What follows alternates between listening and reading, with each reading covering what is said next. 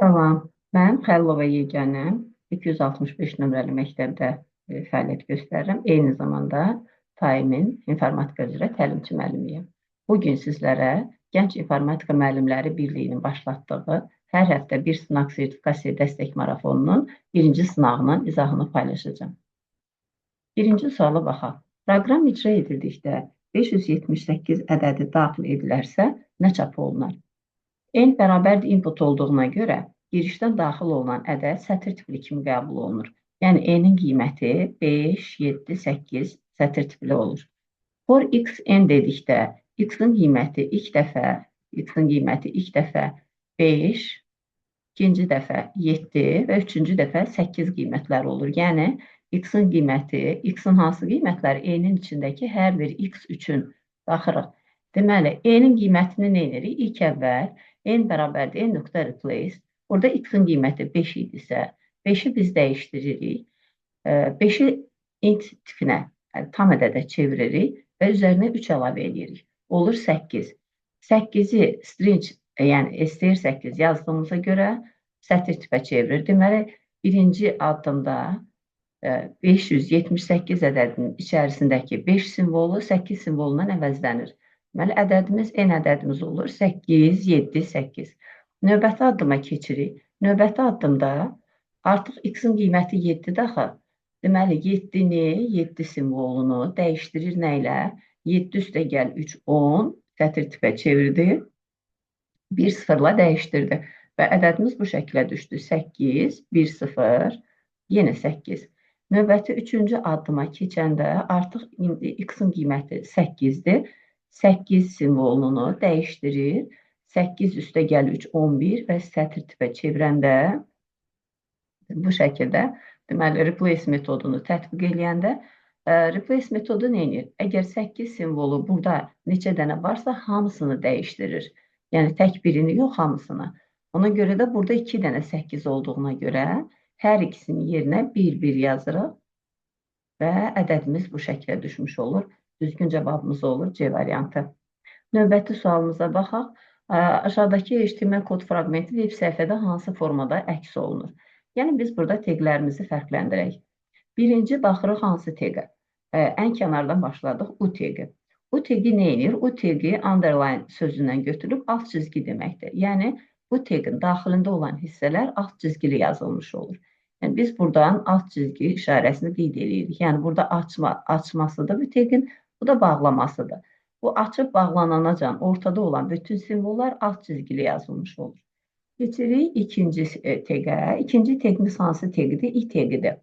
İ teqi nə edirdi? İ teqi və birdəki M teqi. Bunların hər ikisi maili yazmaq üçün istifadə olunurdu. Burada İ teqinə baxırıq. İ teqinin daxilində nə yerləşir? İ teqinin daxilində deməli, bura qədər hissə. Yəni, A hərfi və İ hərfi. Deməli, A hərfi və İ hərfi nə olur? İtalik olur. Yəni, bu hissəni qeyd edeyim. Yəni, bu göy rəng olan hissə italik olur. Növbəti addımda bir dənə də burada teqimiz var. Hansı teqdir? B teqidir. B teqi, bildiyimiz kimi B teqi və strong teqi. Bunların hər ikisi sözü qalın yazır. Deməli, B teqinin daxilində olan hissə, yəni A hərfi həm də nə olur? Qalın olur. İ burada nə idi? Maili idi. İndi baxırıq bu şərtləri ödəyən bizdə söz hansı sözdür? Həmin şərtləri ödəyən söz E variantıdır. Görürsünüz, hamısının altına xətt çəkilib. A həm qalındır, həm italikdir. İ ancaq italikdir. M hərfi də aydın qaydada alt çizgilidir. Yəni, bu şəkildə fərqləndirəndə, yəni hansı teq açılan teqdən bağlanan teqə qədər olan hissəyə aiddir. Yəni, bu hissədə görürsünüz, 3 dənəsi var. Həm alt çizgi, həm italik, həm qalın. Deməli, düzgün cavabımız olur E variantı. Keçək növbəti sualımıza. 34 vuraq 16 üstü 25 ədədinin 8-lik say sistemində yazılışında neçə dənə 0 rəqəmi olar? Gəlin ədədimizdən 8-in qüvvətini ayıraq. 16-nı əvvəlcə 2-nin qüvvəti kimi göstərə bilərik. 2 üstü 4-ün üstündə 25. Bərabər olur. 34 vuraq 2 üstü 99, vuraq 2 üstü 1 yazaq. Ya birbaşa yazmayayım, qoy əvvəlcə. 2 üstü 100 yazaq. 4-ü 25-ə vururuq 100. Və buradan 2-nin qüvvəti, yəni 8 2-nin kubudur deyə 2-nin kubunu ayırıram. 34 vuraq 2-nin kubunun üstündə 100-ün içərisində neçə dənə 3 var? Təbii ki, 33 dənə. Vurduq 33, geridə qaldı bizim bir dənə 2-miz. Və bu 2-ni 34-ə vursaq, olur 68, vuraq. 8-in üstü 33 kimi yaza bilərik. Əgər biz 68 ədədini 8-lik say sisteminə çevirsək, 68-i bölürəm 8-ə, 8 dəfə 64, 4 qalır. 8-i 8-ə bölürəm 1 dəfə, 0 qalır. 1, 0, 4 kimi yazılır.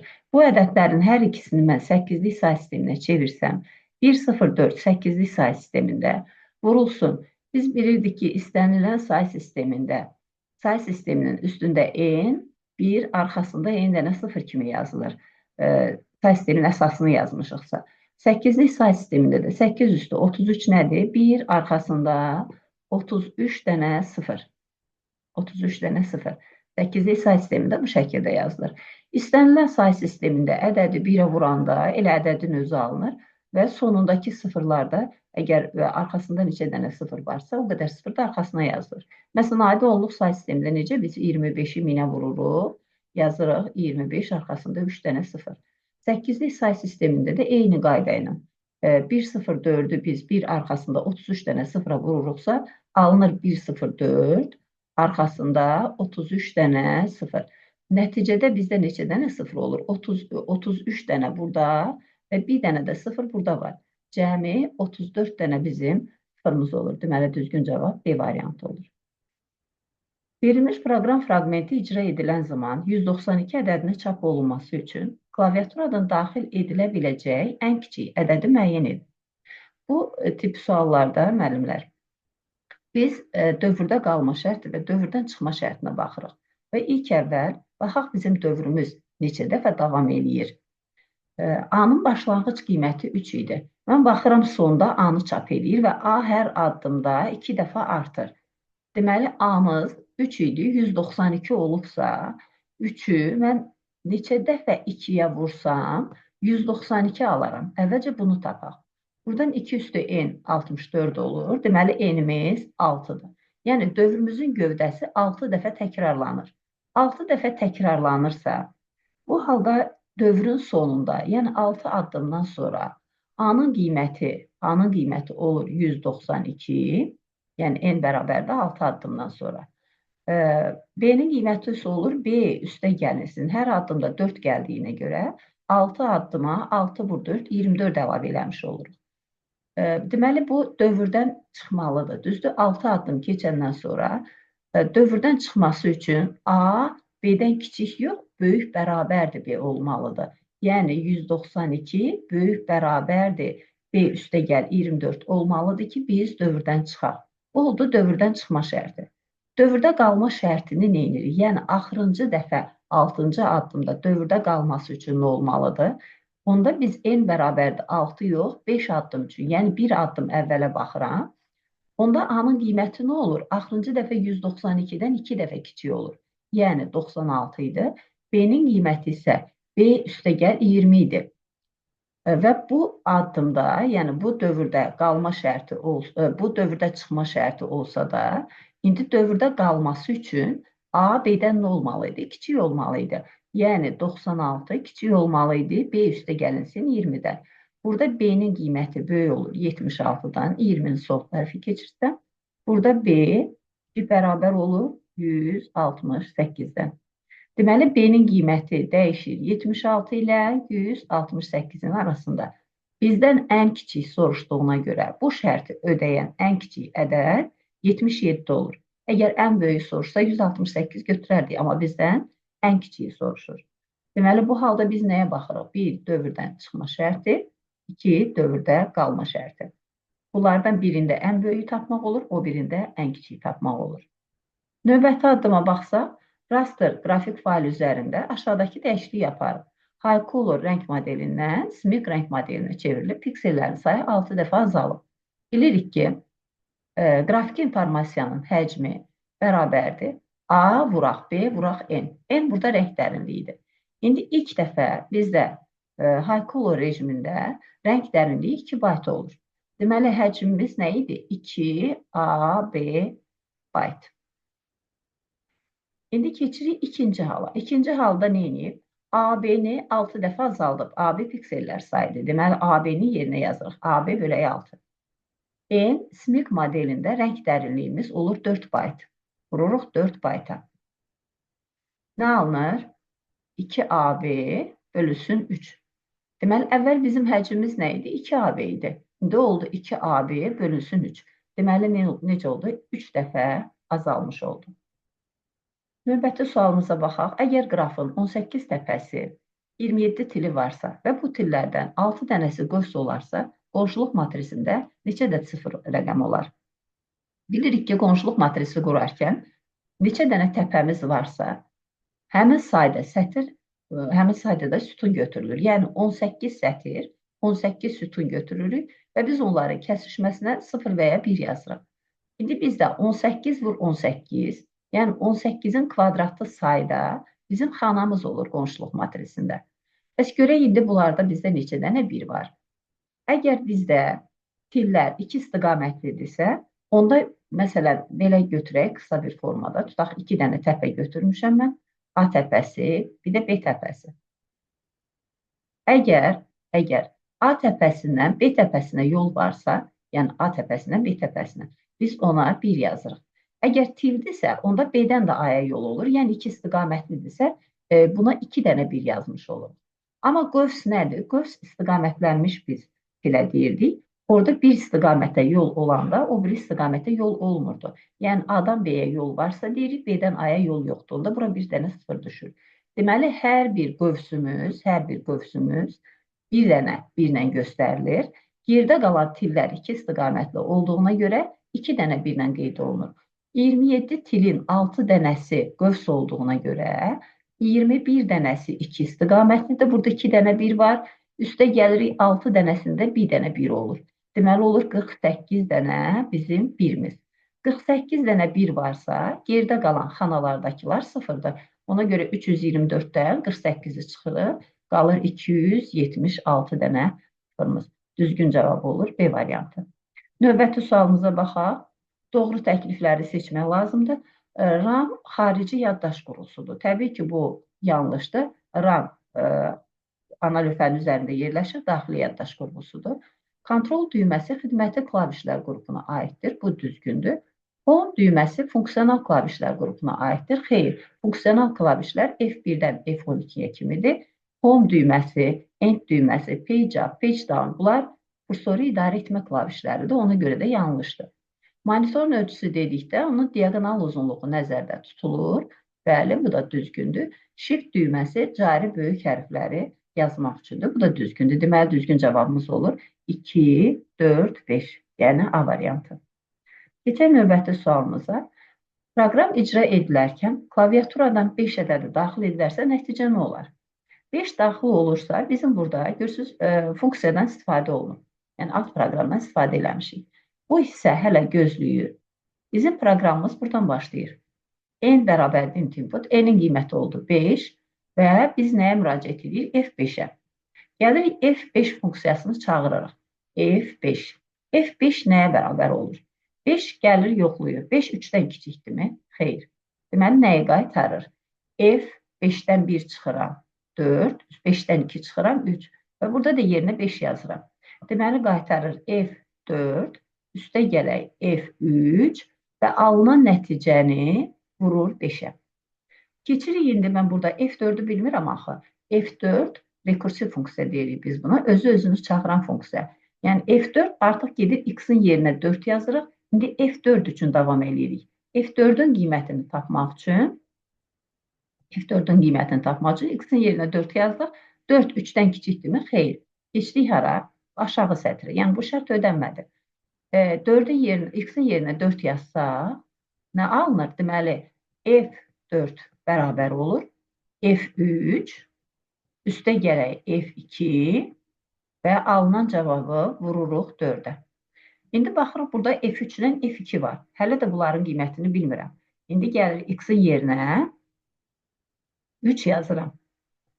F3 nəyə bərabərdir? 3 3-dən kiçikdirmi? Xeyr. Yenə düşdük aşağıdakı sətrə. Deməli, x-in yerinə 3 yazsaq, f3 bərabər olur. f2 üstə gələk f1 və burada da 3 yazmışıq. Vurulsun 3. İndi qayıdıram f2 və f1-i hesablamağa. Yəni, bu rəngi dəyişək, qarşılıq yaranmasın. f2 nədir? 2 gəlir burada. 2 3-dən kiçikdirmi? Bəli. Elə nəyi qaytarır? 2-ni qaytarır. Deməli, f2-nin qiyməti nədir? 2-dir. Üstə gəlirik. F1-in qiyməti yenə 1 də 3-dən kiçik olduğuna görə 1-dir. 2 üstə gəl 1, vurulsun 3, eləyir 9. Deməli, F3-ün qiyməti oldu 9. Gəlirik, bu aldığımız 9-u yuxarıdakı addımda yerinə yazırıq. F3-ün yerinə yazdıq 9, üstə gələk. F2-ni bayaq hesablamışdıq 2, 9 üstə gəl 2, vuraq 4, elədi 44. İndi bu 44 qiymətini gətiririk burada, yerinə yazırıq. F4-ün yerinə yazırıq 44, üstə gəlirik. F3-ün qiymətini aşağıda almışdı, axı 9 idi. 9, vurulsun 5. 44 ilə 5-i toplayanda 53, 53-ü 5-ə vuranda eləyir 265. Deməli, düzgün cavabımız olur 265. Keçək növbəti sualımıza. Aşağıdakı proqram fraqmentini icra etsək, nə çap olunar? Baxırıq, burada bizə siyahı verilib. Siyahının hər bir elementi 2 rəqəmli ədəddir. For i in range, len s deyəndə, len s siyahının axıra qədər hamısına baxır. Yəni, siyahının uzunluğu boyunca. Heç hesablayıb qiymətini yazmasaq da olar. Yəni, hamısına baxırıq. 2, 4, 6, 8, 9. Burada 9 alsı da 0-dan 8-ə qədər bütün indekslərə baxır. Burada si nədir? Si bizim birinci dəfə 12 olur. Yəni, S0, S1 47-dir, S2 56-dır və s.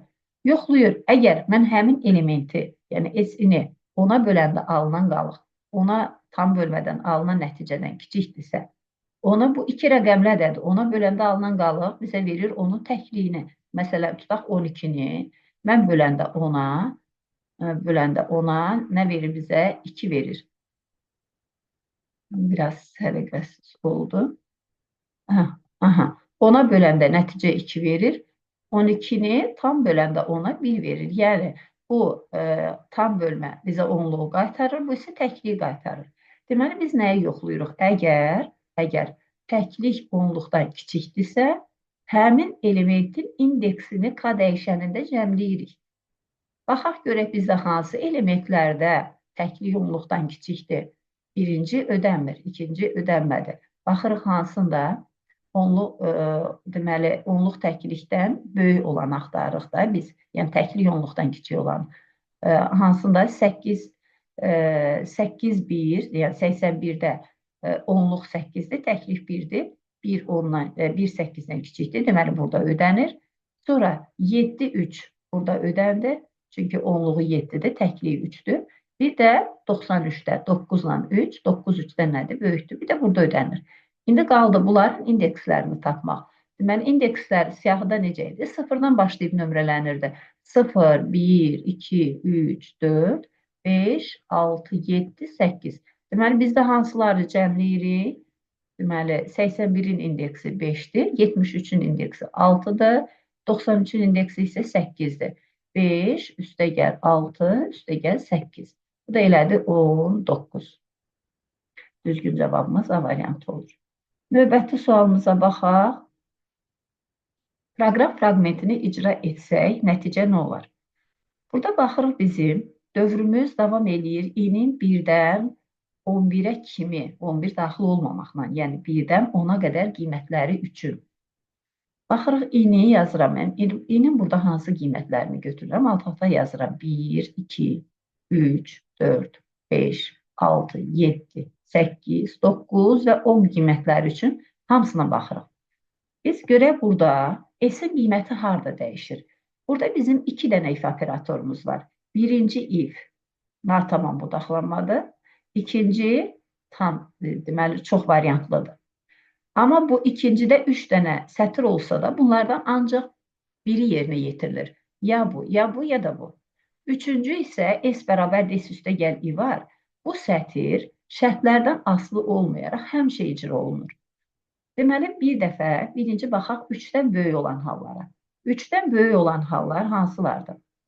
Deməli, 3-dən böyük olan hallarımız i-nin 4, 5, 6, 7, 8, 9, 10 qiymətləri üçündür. Bu qiymətlərin hər birində biz s-in üzərinə 2 əlavə edirik. Deməli, 3-dən böyük qiymətlər üçün. Aha. Deməli, burada 2 əlavə edirəm. 5 qiymətində 2 əlavə edirəm. 6-da, 7-də, burada, bir də burada 2 əlavə edirəm. İndi keçirik ikinci şərt operatoruna. İkinci, 6-dan kiçik qiymətlər üçün s-in üzərinə 3 əlavə edirik. 6-dan kiçik qiymətlər üçün. Bu, bundan asılı deyil. Yenə hamısı toplanır. Bunu bu tərəfdə yazaq. 6-dan kiçik qiymətlər üçün. 6-dan kiçik hansıdır? Deməli, 5-dən bu yana. Birbaşa da yaza bilərik. Biz 5 vurulsun 3 kimi. Amma gəlin bir-bir yazaq. Deməli, burada da 3 əlavə olunur. Burada da, burada, bunda. Bir də ki, bu addımda 3 əlavə olunur. Baxırıq, 9-dan böyük qiymətində 4 əlavə olunur. 9-dan böyük bir dənə 10-dur. Burada 4 əlavə olunur. S-i, yəni əks halda qalan bütün hallarda nə əlavə olunur? Üzərindən 2 çıxılır. Deməli, bunlarda çıxılsın 2 olur. Və axırıncı i-dəki bütün qiymətlər üçün cəmlənir. İndi biz burada gördüyümüz ədədlərin hamısını cəmləyə görə nə alırıq? 1-dən 10-a qədər ədədləri toplayanda və qırmızı hissələri toplayaq. Birinci üstə gəl axırıncı, bölünsün 2, vurulsun sayı. Ardıcıl ədədləri toplayanda bu hesablama daha sürətli hesablamağa imkan verir. 11-i vururam 5-ə, 55 bu elədir. Yəni, bu qırmızı sütun. Gəlirəm, yaşıl sütuna baxıram. 5 dəfə 3, 15. Deməli, 4 dənə 2-ni çıxırıq, çıx 8 və bir dənə də 4 əlavə edirik. Bu nə verdi bizə? 15 çıx 8, 7, 7 ilə 4, 11. Deməli, bir də əlavə elədik 11.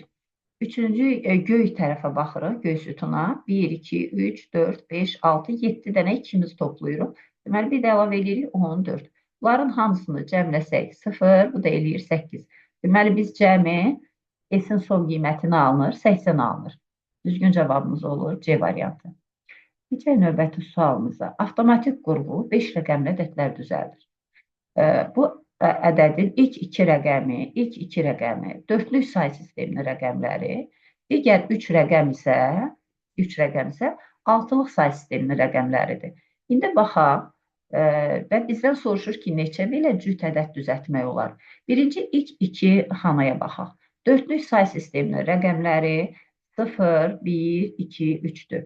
Amma birinci ədədimiz, natural ədəd heç vaxt ümumiyyətlə natural ədəd ya mənfi müsbət ədəd fərq eləmir. 0-dan başlamır, düzdür? Deməli, bu birinci rəqəm 1, 2, 3 qiymətlər ala bilir. Keçirik bu sonuncu 3 rəqəmə. Altılıq say sisteminin rəqəmlərdə altılıq say sistemi 0, 1, 2, 3, 4, bir də 5 qiymətlər ala bilir. Bu da 0, 1, 2, 3, 4, 5. Amma sonuncu rəqəmə baxırıq, deyir, neçə belə cüt ədəd düzəldə bilərəm. Cüt ədəd düzəltdiyimizə görə bura nə yazırıq? 0, 2, bir də 4 qiymətləri. İndi hər birini vurma prinsipinə görə ala biləcəyi qiymətlərin sayını bir-birinə vururuq. Deməli, 3 vururuq 4-ə, vururuq 6-ya, yenə vururuq 6-ya və vururuq 3-ə. Nəticəni hesablayaq, görək nə verir bizə? 12 vur 6, 72. 72-ni vururuq 18-ə da bizə 1296 verir. Deməli, düzgün cavabımız olur B variantı. 1296. Keçək növbəti sualımıza.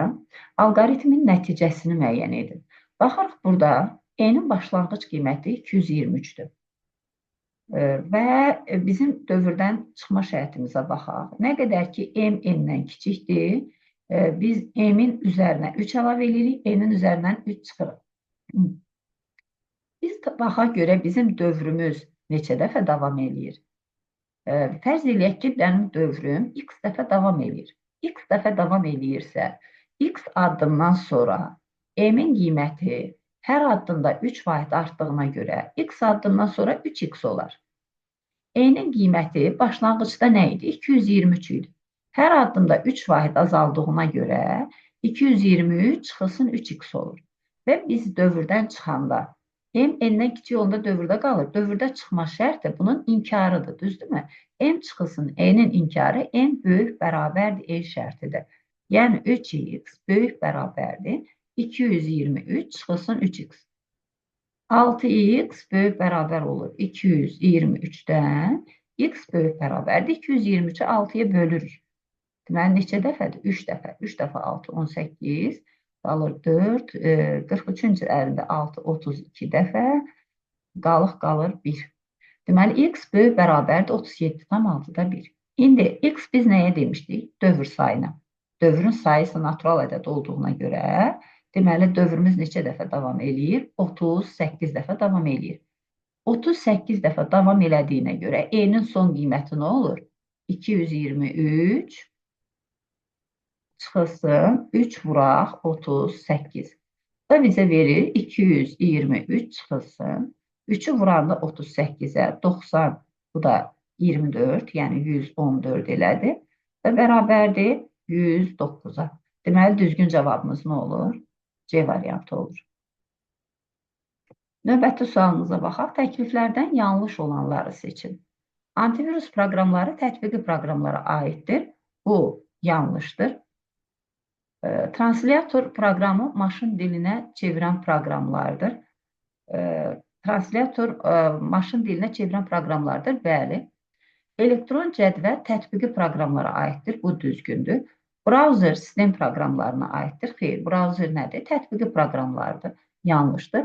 Driver sistem proqramlarına aiddir. Bəli, bu da düzgündür. Biz demişdik ki, kompüterin işini asanlaşdıran, yəni əməliyyat sistemi, utilitlər, arxivatorlar, antiviruslar, bunlar hamısı nədir? Sistem proqramlarına aiddir. Deməli, bu da düzgündür. Düzgün cavabımız olur 2, 3 və 5-ci. Deməli, düzgün cavab A variantı olur. Keçək növbəti sualımıza. Yeganə sözünün hərflərindən istifadə etməklə 3 hərfli kodlar düzəldir və əlifba sırası ilə düzülür. Sıranın başlanğıcı verilir. Biz də yazıb Y ilə başlayan sonuncu sözün sıra nömrəsi neçə olar? Baxaq, bizim burada nəyə diqqət edirik? Bu tip suallar tez-tez düşür. 0, 1, 2, 3, 4, 5, 6, buradan 4, 5 buradan nömrələmirik. Baxıram, mən burada neçə simvolum var? 6 dənə simvolum var. Mən bu simvolların köməyi ilə kod yaradıramsa, elə təsəvvür edin ki, biz altılıq say sistemində hansısa kodlar yazırıq. Və bu hərflərin hər biri bu 0, 1, 2, 3, 4, 5 rəqəmlərinin birinə uyğundur. Və burada sıranın başlanğıcında verilməkdə məqsəd həmişə onu göstərir ki, biz hansını 0 götürürük, hansını 1, hansını 2. Sıralamanı yuxarıdan yox, buradan götürürük. A-nın qiyməti burada 0'dır. Deməli, ilk əvvəl 0-dan başlayır. 0 rəqəmi, sonra 1, 2, 3, 4, 5. Sonra görürsünüz, E0, 0, yəni artıq nədir? 1, 0, 0'a gəlir. Deməli, bizim ədədimizi indi gəlin düzəldək görək bizdə Y ilə başlayan söz hansı rəqəmlərlə başlayır? Y 5 rəqəminə uyğun gəlir. G-yə baxıram ki, nədir? 3 rəqəminə uyğun gəlir. Və bizdə əgər desək ki, birinci sözün, onda mən bunu sonuncu hərfini, rəqəmin yerinə 0 yazardım. Sonuncu dediyinə görə burada ən böyük rəqəm 5'dir. 5 rəqəmini yazıram. Və bu nədir? Altılıq say sistemindədir. Mən bu kodu altılıq say sistemindən onluq say sisteminə keçsəm, 0, 1, 2 kimi yazırıq. 5 vuraq 6'nın kvadratı. Üstə gələk 3 vuraq 6 üstü 1. Üstə gələk 5 vuraq 6 üstü 0. Nə verir bizə? 36 vur 5, 180. Üstə gəlirik 18, üstə gəlirik 5. 180 ilə 23'ü toplayanda elədi 203. İndi baxırıq növbəti addıma. İndi fikir verin. Birinci yerdə dayanan 0 kodudur. İkinci yerdə dayanan 1 kodudur. Yəni sıra nömrəsi koddan bir vahid nədir? Böyükdür. Ona görə də 203'ün üstünə 1 əlavə edirik. Cavab olur 204. Deməli, düzgün cavabımız D variantı olur. Keçək növbəti sualımıza. Proqram fraqmenti icra edildikdən sonra ekrana nə çap olunar? Baxaq, bizdə informatika maraqlı fəndir sözü ikinci sətirdə, sətir tiplidir, A.Kapitalizm. Kapitalizm neyinir? Birinci hərfi böyük hərfə çevirir. Üçüncü sətrimiz A.Replace A-nı, balacanı böyük aya çevirmək verir.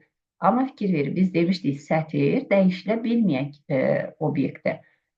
Biz A bərabərdir yazmadığımıza görə Bu dəyişiklik A dəyişənində qeydə alınmır. Yəni bunun heç bir mənası yoxdur burada. Sadəcə çaşdırmaq üçündür.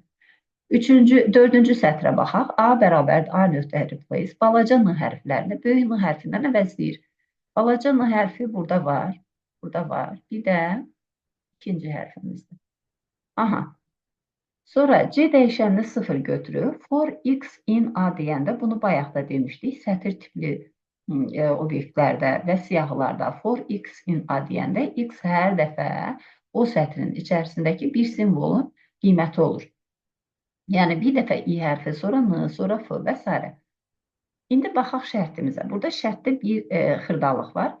X nöqtə upper. Upper metodu nə edirdi? Böyük hərfə çevirirdi. Yəni mən i hərfini götürürəm. I hərfi nədir? Burada böyük hərfdir. Düzdür. Kapitalizə görə böyük olmuşdur. I nöqtə upper, yəni i sətir kimi eləyək. I nöqtə upper bizə nə verir? Elə böyük i hərfini verir. Yəni bu elə x-in əvvəlki i-nin özünə bərabərdirmi? Bəli, deməli c-ni bir vahid artırırıq. Yəni hərf böyük hərfdirsə, onda elə upper eləyəndə özünə bərabər olur. Deməli, bizdə neçə dənə böyük hərf var? 1 dənə, 2 dənə, 3 dənə, 4 dənə. Bu 4 dənəni hamı yazdı. Bəli, cavabda 4 variantı da var, amma cavab 4 deyil. Niyə? Gəlirik, burada bizim 2 dənə boşluq simvolumuz var. Boşluq simvolunu upper eləsək, yenə elə boşluğun özünü verir. Çünki onun böyük hərfi yoxdur da. Bu boşluq simvollarında da, boşluq simvollarını görəndə də c-nin qiyməti bir vahid artdığı üçün, deməli, nə olur? 4 üstə gələk 2, bərabərdə 6. Deməli, düzgün cavab nə olur? 6 olur. Yəni, bu iki boşluqda 2 dənə n hərfi, i hərfi, bir də n hərfi. Burada nə olur? C-miz bir vahid artır. Düzgün cavab olur D variantı. Növbəti sualımıza baxaq. Mətn redaktorunda kitab sözü yazılır və seçdirilib Ctrl-C düyməsi basılır. Ctrl-C düyməsi nə edir? Copy komandasının kəsə yoludur. Yəni, sözü yadında saxlayır. Kursor sözün sonuna gətirilib 5 dəfə Ctrl-V basılırsa, deməli bizim burada əvvəl bir dənə kitab sözü var idi, indi üstə gəl 5, oldu 6 dənə kitab sözü. 3 dəfə Ctrl Backspace düyməsi basılır. Backspace düyməsi əgər təklikdə basılsa, kursorun sonundakı simvolu silir. Ctrl düyməsi ilə birgə basılanda kursorun sonundakı sözü silir.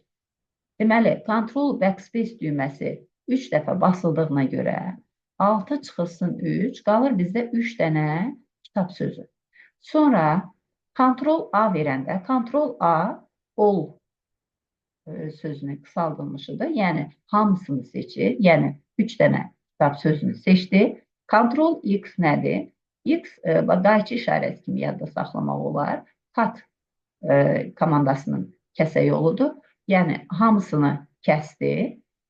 Sonra ardınca 7 dəfə Ctrl-V düyməsi basıldısa, bu da paste kəsə yoluydu.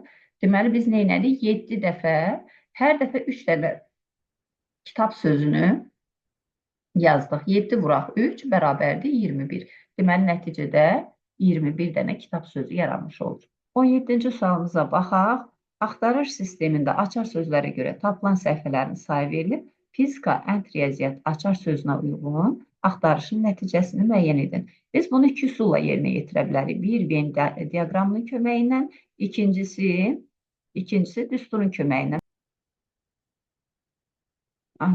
Bizə nə verilib? Birincisi, başlayırıq hardan? Hər üçünün kəsişməsi. Buna yazaq fizika, riyaziyyat və informatika. Hər üçünün kəsişməsi, yəni hər üç sorğunun cavab verən, görürsünüz, burada and əməlidir, ampersand işarəsi 5 dənədir. Buraya yazdıq 5 dənə. Keçirəm yuxarıkına. Riyaziyyat and informatika, yəni həm riyaziyyat, həm informatikaya gedən hansıdır? Bu hissədir, düzdür? Bu hissədə olmalıdır 30. 5 buradadırsa, deməli 25 qaldı burada. Keçirik bu növbəti addıma. Fizika or informatika. Bu xətt göstərir ya fizika, ya informatika sorğusuna uyğun. Nəticələrin sayı 110-dursa, görək, indi bu bizdə hara uyğun gəlir? Fizika və ya informatika. Bu hissəyə uyğun gəlir. Bu hər ikisinə. Bu hər ikisində 110-dursa, 110-dursa. Deməli, bizdə ancaq riyaziyyata gedən qalır. Bax, bu A hissə neçə qalır? Cəmi 165-i də axı hamısının birləşməsi. 165-dən 110 çıxırıq, qalır 55. İndi keçirəm riyaziyyat dairəsinin içərisinə. Riyaziyyat dairəsinin içərisinə. Riyaziyyat dairəsinin içərisində neçə olmalıdır? Baxıram, 90 olmalıdır. 55, 5, 60, 60 ilə 25 elədi 85. 90-dan da 85 çıxanda burada qalır 5. Deməli, fizika, ənd riyaziyyat kəsişməsində neçə dayandı? 10 dayandı. Bu bir üsulumuz. Düstur üsulu necədir? Euler düsturundan istifadə etməklə. Biz iki dənə çoxluq üçün bu düsturu bilirik də. Düzdürmü? N-A ilə B-nin birləşməsi bərabərdir. N-A üstə gələk N-B çıxılsın N-A ilə B-nin kəsişməsi. Eyni düstur 3 dənə üçündə var, amma biraz fərqli formadadır. Burada nə edirik? N-A birləşmə B birləşməsi bərabər olur N-A üstə gələk N-B üstə gələk N-C. Əlavə bir də burada əlavə edirik hər üçünün kəsişməsini.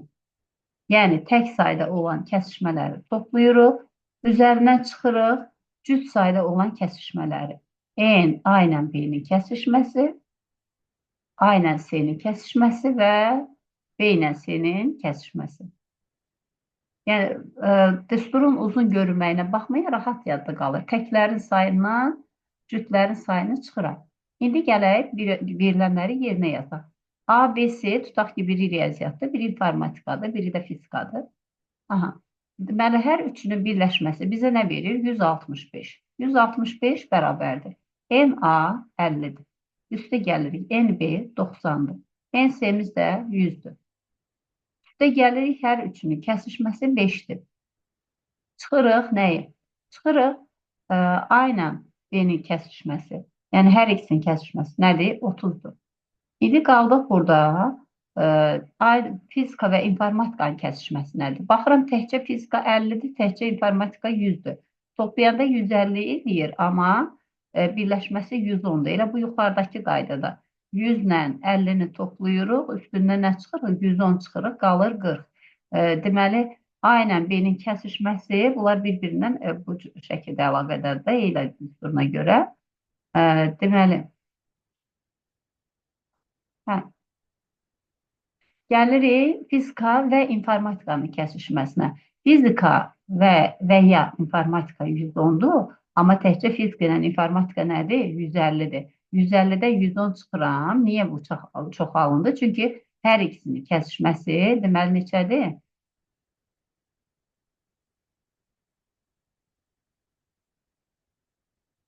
Aha. İndi baxaq, görək 1 çıx 30. İndi bizə nə lazımdır? Fizika və informatikanın kəsişməsi neçədir? Baxıram, birləşməsi 110-dur. Təklikdə fizika 50-dir, bu 100-dür. 150, amma birləşməsi 110-dur. Deməli, 40 dənəsi hər ikisində iştirak edir. Deməli, kəsişməsi 40-dır. Üçüncü kəsişmə, riyaziyyat və fizikanın kəsişməsi də x-dir. Bilmirəm, elə mən bunu axtarıram. Deməli, 165 bərabərdir. Sağ tərəfi toplasaq, 140, 240. 245-dən 70 çıxanda nə qalır? 245-dən 70. Qalır 175 çıxılsın x. Buradan x-i tapmaq üçün eynirik. 175-dən çıxırıq 165-i və cavab 10 qalır. Bu da olur bizim ikinci üsulumuz. Aşağıda verilən fayllardan, qrafiki fayllardan ibarət qovluq yaratsaq, həmin qovluğun diskdəki həcmini hesablayın. Klaster ölçüsü 4 kilobaytdır. Baxıram burada qrafik fayllara. JPG nədir? Bu qrafiki fayldır. Bunu götürürəm. Doc dokument bu mətin faylidir. Deməli, bunu götürmürük. PNG nədir? Qrafiki fayldır. TIFF qrafiki fayldır. Bir də BMP qrafiki fayldır. Bitmap image və AV nədir? Videoda buna baxmırıq. Deməli, biz götürürük bu 4 faylı. Və klaster ölçümüz 4 kilobaytdırsa, klaster ölçüsü 4 kilobayt olduğuna görə bizim 121 kilobayt informasiyamız yaddaşda nə qədər yer tutur? Bir dənə ona baxaq diskdə. 121 klasterdə yerləşdiyinə görə bölürəm 4-ə. Eləyir 30 klaster, 30, 120 və qalıq 1 qaldığına görə bu 1 kilobaytı saxlamaq üçün əlavə bir dənə də klaster götürülür. Deməli, 121 kilobayt 31 klasterə yerləşir. 31 klasterin hər biri 4 kilobayt olduğuna görə, deməli, bu yaddaşda tutur 124 kilobayt. Yəni, ədədi biz 4-ə bölünən ədədə tamamlayırıq. Bir də, əgər klaster sayını soruşsa, hər dəfə bölüb klasterlərin sayını tapardıq.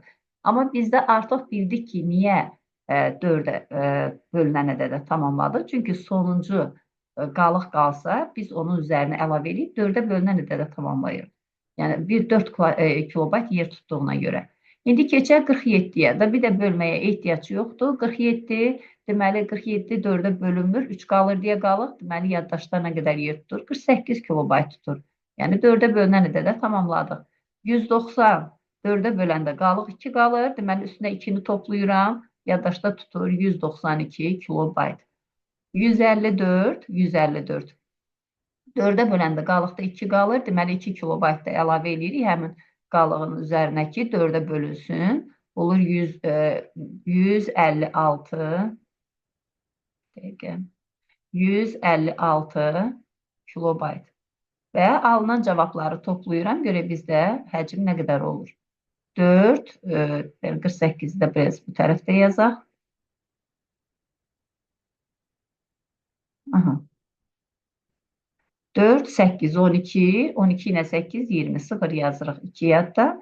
2, 4, 8, 8 ilə 9, 17, 17-nin üstə 5 gəlirik 22, 2 yazırıq 2 yadda və bu da elədi 5, 520. Deməli, yaddaşda 520 kilobayt yer tutur. Keçək növbəti sualımıza. 750 megabayt həcmdə məlumat rabitə kanalı vasitəsilə zamanın ilk 4-də 1 hissəsinə 16 megabit saniyə sürətlə, qalan vaxtın 2-də 1 hissəsində 24 megabit saniyə, qalan vaxtda 32 megabit saniyə sürətlə ötürülmüş olur. Əvvəlcə baxaq, zamanı götürək T. Nə qədər vaxt ötürülür? T qədər vaxtda bilmirəm. Deməli, ilk dəfə zamanın ilk 4-də 1-ində, yəni 4-də 1 T qədər vaxtda ötürülür neçə megabit saniyə sürətlə? 16 megabit. Sonra qalan vaxtın 4-də 1 hissəsi getdisə, qaldı 4-də 3 hissəsi. 4-də 3-ün 2-də 1-i olur 4-də 3 vur 2-də 1, bərabər olur 8-də 3. Deməli, zamanın 8-də 3 hissəsində, yəni ümumi zamanın 8-də 3 hissəsində ötürülür 24 megabit sürətlə. Megabit böl saniyə yazaq. Aha. Yerdə qalan yarısı da, o da digər 8-də 3 hissəsi olur da, 8-də 3 T-də ötürülür 32 megabit. Aha, ümumilikdə bunların hamısını eyni cür hərf yazaq. Aha, indi 4-də 1 T qədər vaxtda, bu qədər saniyəyə, saniyə ilə demişdik, 1 saniyədə 16 megabit ötürürsə, deməli, 4-də 1 T saniyədə 4-də 1 T vuraq 16 megabit ötürmüş olur. Burada elə vuraq, bərabərdir yazaq. Burada olur 8-də 3 T vuraq 24.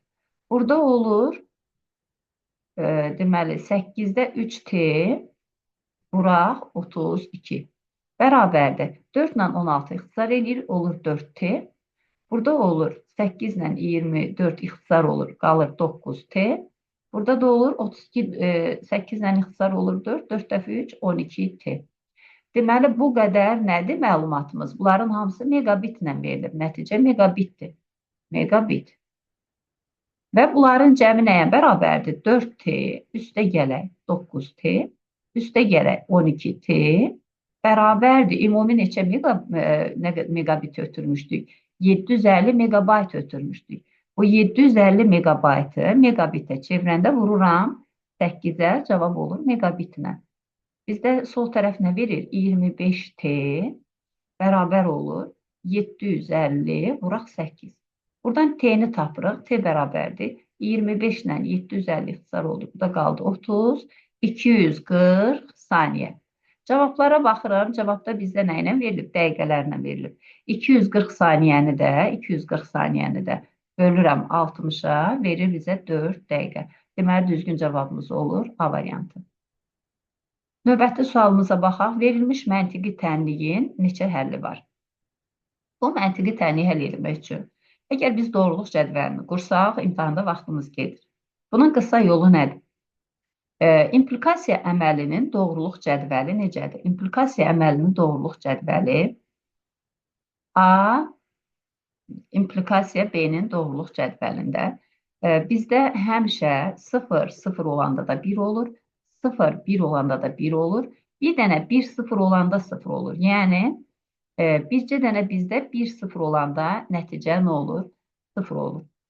Ona görə də biz bunun nə vaxt 1 olduğunu yazası olsaq, əgər desək ki, bu nə vaxt 1-ə bərabərdir, A-nın qiyməti B-dən kiçik və ya bərabər olanda, yəni 0, 0 bərabərdir, 0, 1, 0, 1-dən kiçikdir, 1, 1-də də 1, 1-dən 1, 1-ə bərabərdir.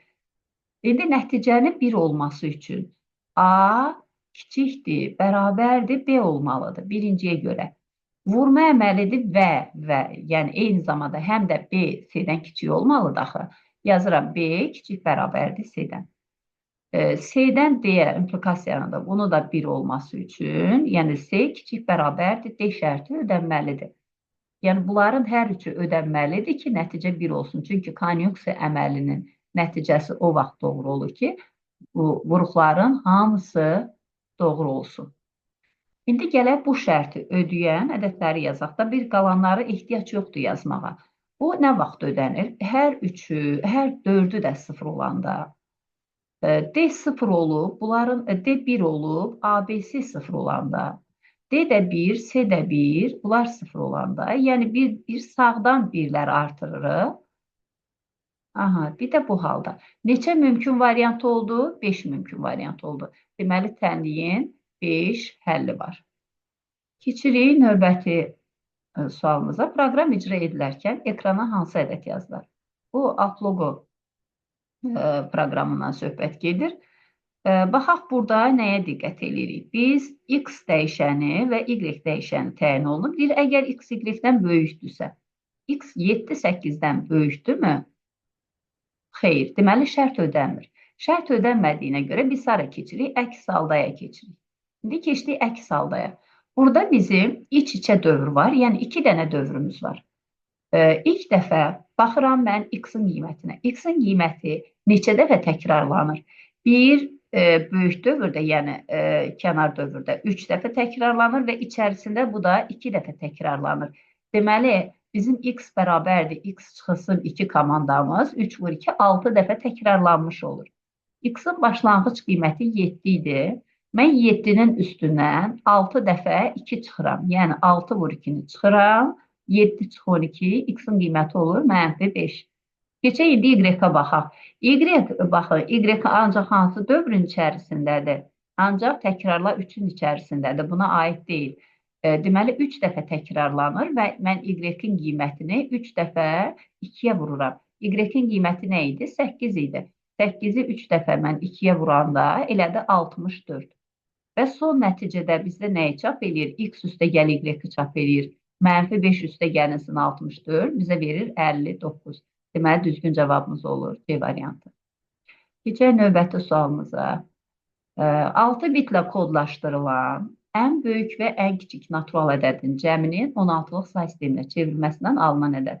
6 bitlə kodlaşdırılan ən böyük natural ədəd 6 dənə bizə bir rəqəmidir. 2, 4, 6. Deməli, ən kiçik natural ədəd isə 1 arxasında 5 dənə 0-dır. 2, 4, 5. İndi biz bu ədədləri 16-lıq say sisteminə çevirib ilk rəqəmini tapmalıyıq. 16-lıq say sisteminə çevirəndə ikilikdə ədədi biz sağdan başlayaraq tetradalara ayırırdıq. Və hər birinin qarşılığını yazırıq, 16-lıq qarşılığını. 4 dənə 1, 4 dənə 1. Bizdə nədir? F hərfidir. 1, 1, 1 üstə gəl 2, 1, 2, 4 qaydasına toplasaq, bu da olur 3. Deməli, birinci ədədimi mən 16-lıq say sisteminə çevirəndə olur 3F. İkinci ədədimi 16-lığa çevirsəm, bu bizdə 0 verir. 1, 0 isə 2-dir. İkinci ədədim də olur 2, 0, 16-lıq say sistemində. Və mən bu ədədləri toplasam, 3F, bir də 2, 0. Bu ədədlər 16 say sistemində toplasam nə alınır? Elə f ilə 0 bizə f verir. 3 ilə 2-ni toplayanda 5 olur. Deməli, birinci rəqəmimiz nə olur? 5 rəqəm olur. Düzgün cavab olur. B variantı. 23-cü suala baxaq. Alqoritmin sonunda K-nın 109 qiyməti çap olunarsa, E-nin daxil ediləcək ən böyük qiymətini tapın. Deməli, bu tip məsələlərdə biz nəyə baxırıq? İlk əvvəl dövrlərin sayını tapırıq. Dövrlərin sayını tapmaq üçün baxıram K-nın başlanğıc qiyməti 5-dir. Son qiyməti neçə çap olunub? 109 çap olunub. Və hər addımda K-nın qiyməti 8 vahid artır.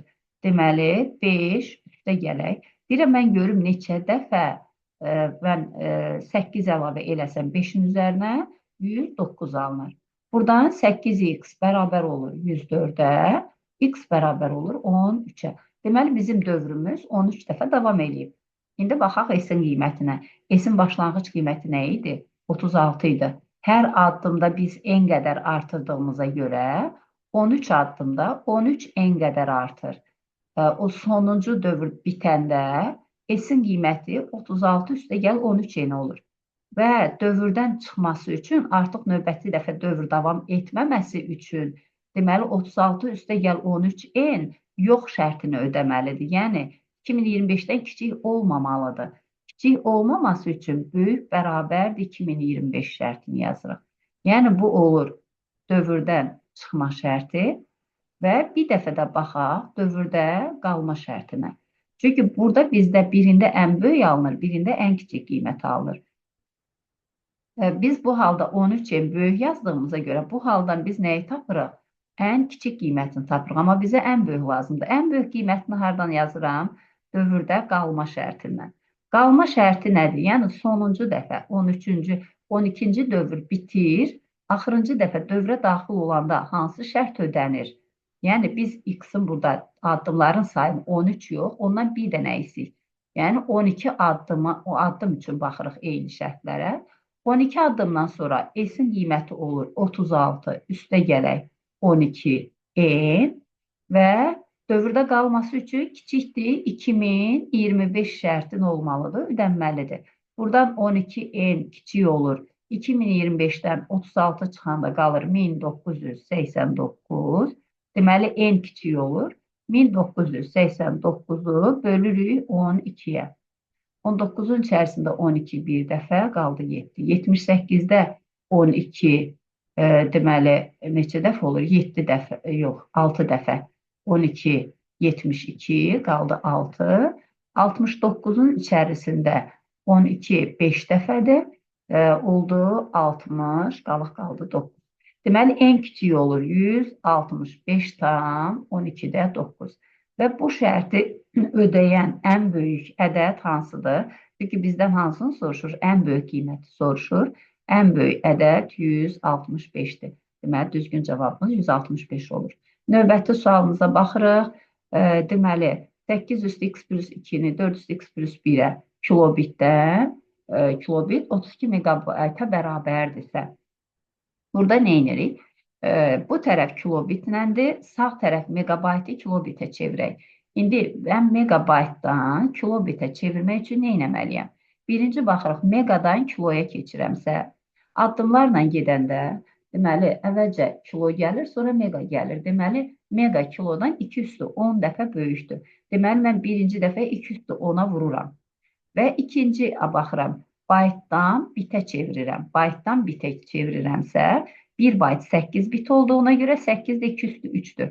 Deməli, nədir? 2 üstü 13-ə vurmalıyam. Deməli, sağ tərəf megabitə çevirsəm, vururam 2 üstü 13-ə. İndi gəlin bu hər iki tərəfi 2-nin qüvvətləri kimi götürək. Çünki artıq vahidlərimiz eynidir. 2-nin qüvvətləri kimi göstərək. 8 2-nin kubudur. 2-nin kubunun üstündə x üstə gəl 2 vuraq. 4 2-nin kvadratıdır. 2-nin kvadratının üstündə x plus 1 bərabərdir. 32-ni yerinə yazaq 2 üstü 5, vuraq 2 üstü 13. Bu bizə verdi 2-nin üstü 3x üstə gəl 6. Vurulsun 2-nin üstü 2x üstə gələk 2. Bərabərdir 2-nin üstü 18. Əsaslar eyni olanda qüvvətlər toplanır. Bu eləyir 5x üstə gələk 8. Bərabərdir 2 üstü 18. Artıq əsaslar eyni olduğuna görə, deməli bizim qüvvətlərimiz də nə olmalıdır? Bərabər olmalıdır. Onda 5x bərabərdir 10-a, x bərabər olur 2-yə. Deməli düzgün cavabımız olur E variantı. 26-cı sualımıza, 25-ci sualımıza baxırıq. 37 onluq ədədini M əsaslı say sisteminə keçirəndə son rəqəm 5. 42 ədədini keçirəndə isə son rəqəm 2 alınır. Biz bilirik ki, onluq ədədi hansısa əsaslı say sisteminə çevirəndə biz həmin say sisteminin əsasına bölürük və alınan qalığı götürürük. Burada bizdə son rəqəm 5 alınıbsa, deməli biz 37-ni M-ə böləndə nə alınırsa, bu bizə maraqlı deyil. Qalıq neçə alınır? Qalıq 5 alınır. Və 42 ədədini də yenə eyni əsaslı say sisteminə çevirəndə sonuncu rəqəmim 2 alındığına görə deməli qalıq nədir? 2-dir. Belə çıxır ki, mənim 37 ədədim 37 bu şəkildə yaza bilərəm. Tutaq bura bir hansısa birinə ədəd vurulsun M, üstə gəlinsin 5. Yəni 37-nin üzərindən 5 çıxanda 32 M-ə nədir? Qalıqsız bölünür. 32 M-ə qalıqsız bölünür. Eyni zamanda bu ikinciyə baxsaq 42 bərabərdir. Hansısa bir ədəd vurulsun M, üstə gələk 2. 42-dən 2 çıxıram, 40 da həmin ədədə qalıqsız bölünür. Deməli 32 və 40-ın hər ikisi M-ə qalıqsız bölündüyünə görə M ədədi, yəni M say sisteminin əsası 32 və 40-ın ortaq bölənlərinin içərisindədir. İndi gəlib 32 və 40-ın ortaq bölənlərinə baxaq. Hər ikisi 1-ə bölünür, 2-yə bölünür, 4-ə bölünür, bir də 8-ə bölünür. İndi baxıram burada 5 rəqəmi olduğuna görə biz bilirik ki, say sisteminin əsası həmişə rəqəmlərdən olur, böyük olur. Ən böyük rəqəm say sisteminin əsasından bir dənə kiçik olmalıdır. Deməli, bu nə 1, nə 2, nə 4 deyil. Onda bizdə say sisteminin əsası neçə imiş? 8 imiş. Və indi keçirik növbəti suala. Suala diqqətlə oxuyuruq. Bizdən say sisteminin 8-i görən kimi cavabı qeyd eləmirik. Bizdən soruşur, bu say sisteminin ən böyük rəqəmini tapın. 8-lik say sisteminin ən böyük rəqəmi neçədir? 7-dir. Düzgün cavabımız 7 olur. Proqram icra edilərsə, çap ediləcək ədədi tapın. Baxaq, A bizdə 684.857 verilir. B bərabərdir. Yəni string sətir tipə çeviririk. Yəni olur 684.857 sətir tipində. İndi baxırıq. X bərabər. X nəyə bərabərdir? B2. Əgər mən bunu nömrələsəm, indekslərlə nömrələsəm, 0, 1, 2, 3, 4 və 5. Aha, indi gəlirəm, mən B2-ni axtarıram. B2 nədir? B2 4-dür. Üstə gəlirik. B 4-dən len B çıx 1-ə kimi. Len B neçə idi? 6. 6 çıx 1, 5 eləyir. B-nin 4, 5 kəsiyini axtarıram. 4, 5 kəsiyi nədir? Deməli, 4-cü indeksdən başlayıram. 5 çıxaq 4, bir dənə element götürürəm. Yəni, bir dənə nəyə götürürəm? 5 rəqəmini götürür. Deməli, üstə gəlinsin 5. Yəni, x ədəd olur 45. Bu şəkildə yanaşı yazılır. Sətir tipləri toplayanda konkatenasiya əməlidir. Onları yanaşı yazırıq. Keçirik 4-cü sətrə. K nəyə bərabərdir? K bərabərdir. Int x, yəni 45. Üstə gəlirik. İndi ikinciyə baxaq. İkincidə bizim iç-içə bir neçə funksiyamız var. Birinci baxıram int x. Int x nə oldu? 45. 45-i vurdum 2-yə. Aha. Bunu çevirdim nəyə? String tipinə. String tipə çevirəndə bu oldu dırnaq içərisində 90. Sonra aldığım 90-ı 3-ə vururam. String, yəni 90-ı vuranda 3-ə. Bilirik ki, sətir tipli ifadələri vurma əməli natural ədədə vuranda onları elə natural ədədin sayı qədər yanaşı yazırıq. Yəni, bu elə 90 üstə gəl 90, üstə gəl 90 deməkdir. Yəni, 3 dənə 90 yanaşı yazılır. Və növbəti funksiyamız nədir? Növbəti funksiyamız len funksiyasıdır. Len neyinir? Len 90, 90, 90. Bu bizə nəyi qaytarır? uzunluğunu. Neçə dənə bizdə simvol var? 6 dənə. Deməli, bu olur 6. 45 üstə gəl 6 bərabər olur neçəyə? 51-ə. Deməli, düzgün cavabımız nə olur? A variantı olur. 51 olur. Keçək növbəti sualımıza. Çap olunacaq ədədi tapın. Nəyi axtarırıq biz? F5 funksiyasını axtarırıq. Yəni, birinci bizdə def funksiyalardır. Biz qaydırıq hardan? F5-dən. Yəni, əsas bizim proqramımız buradan başlayır. Gəlirəm F5-ə. F5-i tapmaq üçün addımları davam edək. X bərabərdir. X bərabər olur. X-in qiyməti nə idi? 5 idi. 5 üstə gələk J5. Mən artıq növbəti addıma keçəmirəm. Nəyə görə? Çünki hələ J5-i axtarırıq. J5-in qiymətini tapıb yerinə yazmalıyam. J5-i tapanda nəyi hesablayır? X bərabərdir. X-in qiyməti 5 idisə olur 5 vur 2, üstə gələk 4. Yəni 14. Və bizə nəyə qaytarır? 14-ü. Gəlirəm, burada yerinə yazıram. 5 üstə gələk 14, eləyir 19. İndi artıq keçdik növbəti addıma. İndi Y nəyə bərabərdir? J X-in artıq qiyməti 5 yox, artıq 19-dur. J19 üstə gələk 12-yə. İndi gəlirik J19-un qiymətini hesablayaq ikinci funksiyamızda. J19-a baxırıq. J19 nəyə bərabərdir? X bərabər olur. 19 vuraq 2, üstə gələk 4. Bərabərdir. 38 ilə 4-ü toplayanda eləyir 42. Nəyə qaytarır? 42-ni qaytarır. Bərabər olur 42, üstə gələk 12, verir bizə 54 və funksiyanın sonunda nəyə qaytarır? X və Y-in cəmini 54 ilə 19-u cəmləsək, eləyir 73. Deməli, düzgün cavabımız olur 73. Növbəti sualımıza baxaq. Yenə alt loqo proqramlaşdırma metodudur. Deməli, əvvəlcə bağamız ilkin vəziyyətdədir. Qələmi endiririk, təkrarla 8. Yəni, burada bizdə nə çəkməyini soruşur ki, bağa hansı fiquru çəkir? Təkrarla 8 nəyə göstərir? Yəni, mənim dövrüm 8 dəfə davam edir. 8 dəfə davam edir, irəli 100. Adətən bağa ilkin vəziyyətdə üzü yuxarıdır. İrəli 100, yəni 100 addım qabağa getdi. Sağa 140, 140 dərəcə sağa dönür. Deməli, sağa 140 dönürsə, 140 kör bucaqdır. Təxminən belə bir bucaq dönür. Sonra irəli 150, 150 qabağa getdi və sağa 40. Sağa 40 dönürsə, burada bir şeyə diqqət edin. Görürsünüzmü?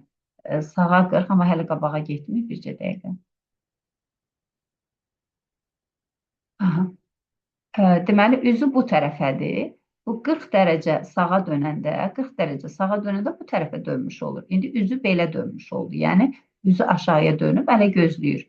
Keçirik növbəti addıma. Burada bir şeyə fikir verin. Baxın, burada neçə dərəcədir? 140 dərəcədir. Burada neçə dərəcədir? Bura 40 dərəcədir. Və bunlar bizə nə verir? Açıq bucaq verir və sonda üzü tam aşağıya durmuş olur. İkinci addıma keçəndə, yəni ikinci addımda yenə 100 qabağa gedir, 100 qabağa. Sonra nə edir? Sağa 140. Artıq üzü bu tərəfə idi. 140 dərəcə dönəndə belə dönmüş olur. Düzdür? Bura neçə dərəcə olur? 140 dərəcə. Və irəli 150. İrəli 150 deyəndə gəlir, düşür bura. Yəni, başlanğıc vəziyyətə. Sonra yenə üzü bu tərəfədir, 40 dərəcə döndü, gəldi, düşdü ilkin vəziyyətə. Bundan sonra istər 100 dəfə davam eləsin, istər 50 dəfə davam eləsin, yenə həmin xəttlər boyunca fırlanır. Çünki burada 140 ilə 40-ın cəmi bizə 180 dərəcə verir. O birisi dəfə ikinci dövrdən sonra artıq 360 dərəcə olur. Tam bucaq təkrarlandığına görə qapalı fiqur yaranır. Burada diqqət edin, qapalı çox bucaqlı yaranır. Çünki bucaqların cəmi 360 verdi 2 addımda. Ona görə də düzdür, təkrar yenə həmin xətlərin üstündən gedir, amma nəticədə bizdə paralleloqram fiquru alınmış olunur. Növbəti sualımıza baxaq. Avtomatikdən girişinə 3 rəqəmli ədəd daxil olur. Bu ədədi yeni ədəd aşağıdakı kimi çevirir. Birinci və ikinci rəqəmlər toplanır. Sonra isə ikinci və üçüncü rəqəmlər toplanır. Alınmış ədədlər azalan sıra ilə yanaşı yazılır. Burada fikir verin. Baxın, 3 üstə gəl 5 bizdə 8 eləyir. Amma yazanda, nümunədə verməkdə məqsəd nədir? Yazanda biz orada 0,8 yazmırıq. Nə yazırıq? Adi 8 yazırıq. İndi deyir avtomatın çıxışa verdiyi ədəd 17, 11 olarsa, girişə verilən ən kiçik ədədi tapın. Deməli, bizim burada rəqəmlərdən biri ortaq olur. Yəni, tutaq ki, götürək hansısa bir rəqəm fərq eləmir. A üstə gəl B-miz, tutaq biri 17-dir, A üstə gəl C-miz 11-dir. İndi bizdə biz nə axtarırıq? Ən kiçik ədəd axtarırıq. Ən kiçik ədəd axtardığıma görə mən ən kiçik ədədi ən irəliyə yazmaq istəyirəm. Düzdür? Fərz eləyək ki, mən C-ni əvvəldə yazmaq istəyirəm ki, ən kiçik olsun. Burada cəmi 11-dirsə hər ikisində. Mən burada A-nı ən böyük versəm, C özünü mümkün olan ən kiçik qiymətini alar. Çünki rəqəm ən böyük 9 ola bilir. Deməli, burada ən kiçik 2 rəqəmini ala bilirəm. Əgər burada mənim A-nın qiyməti 9-dursa, B-nin qiyməti də burada neçə alınır? 8 alınır. Deməli, bizdə daxil edilən ən kiçik ədəd 2, ortancıl rəqəm hər ikisinə toplandığına görə ortada olmalıdır 9 və sonuncu rəqəmdə olur 8. Düzgün cavabımız olur B variantı. Növbəti sualımıza baxaq. Bu artıq nədir? Qrafiki təsvirin həcminə aiddir.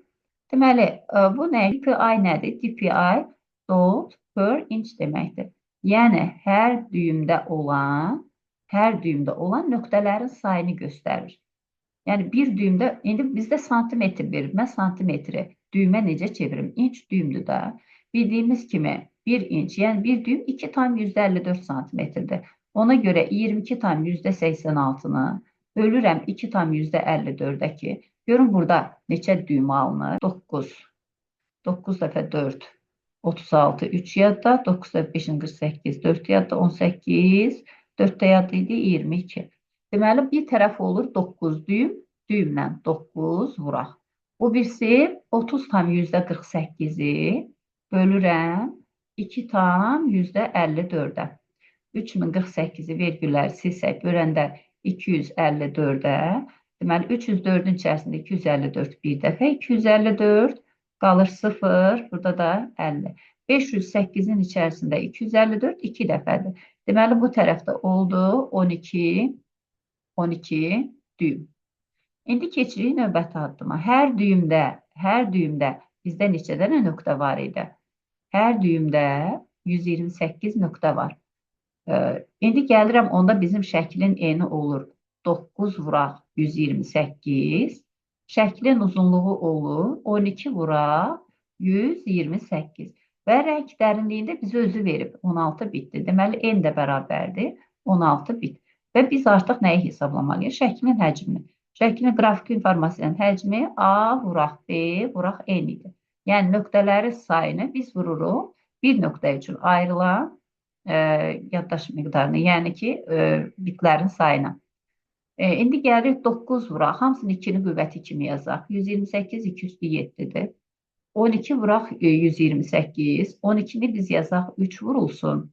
3 vurulsun 2-nin üstü, 2-nin kvadratı kimi, bu da elədi 2 üstü 9. Vuraq 16 da oldu 2 üstü 4. Bərabər oldu. 27 vuraq, 2-nin üstü 20 bit. Və mən axtarıram cavabları nə ilə? Kilobaytla. Kilobaytla axtardığımıza görə bölürəm nəyə? Biti kilobayta çevirəndə 2 üstü 13-ə bölürdük. 2 üstü 13, burada artıq olur kilobayt.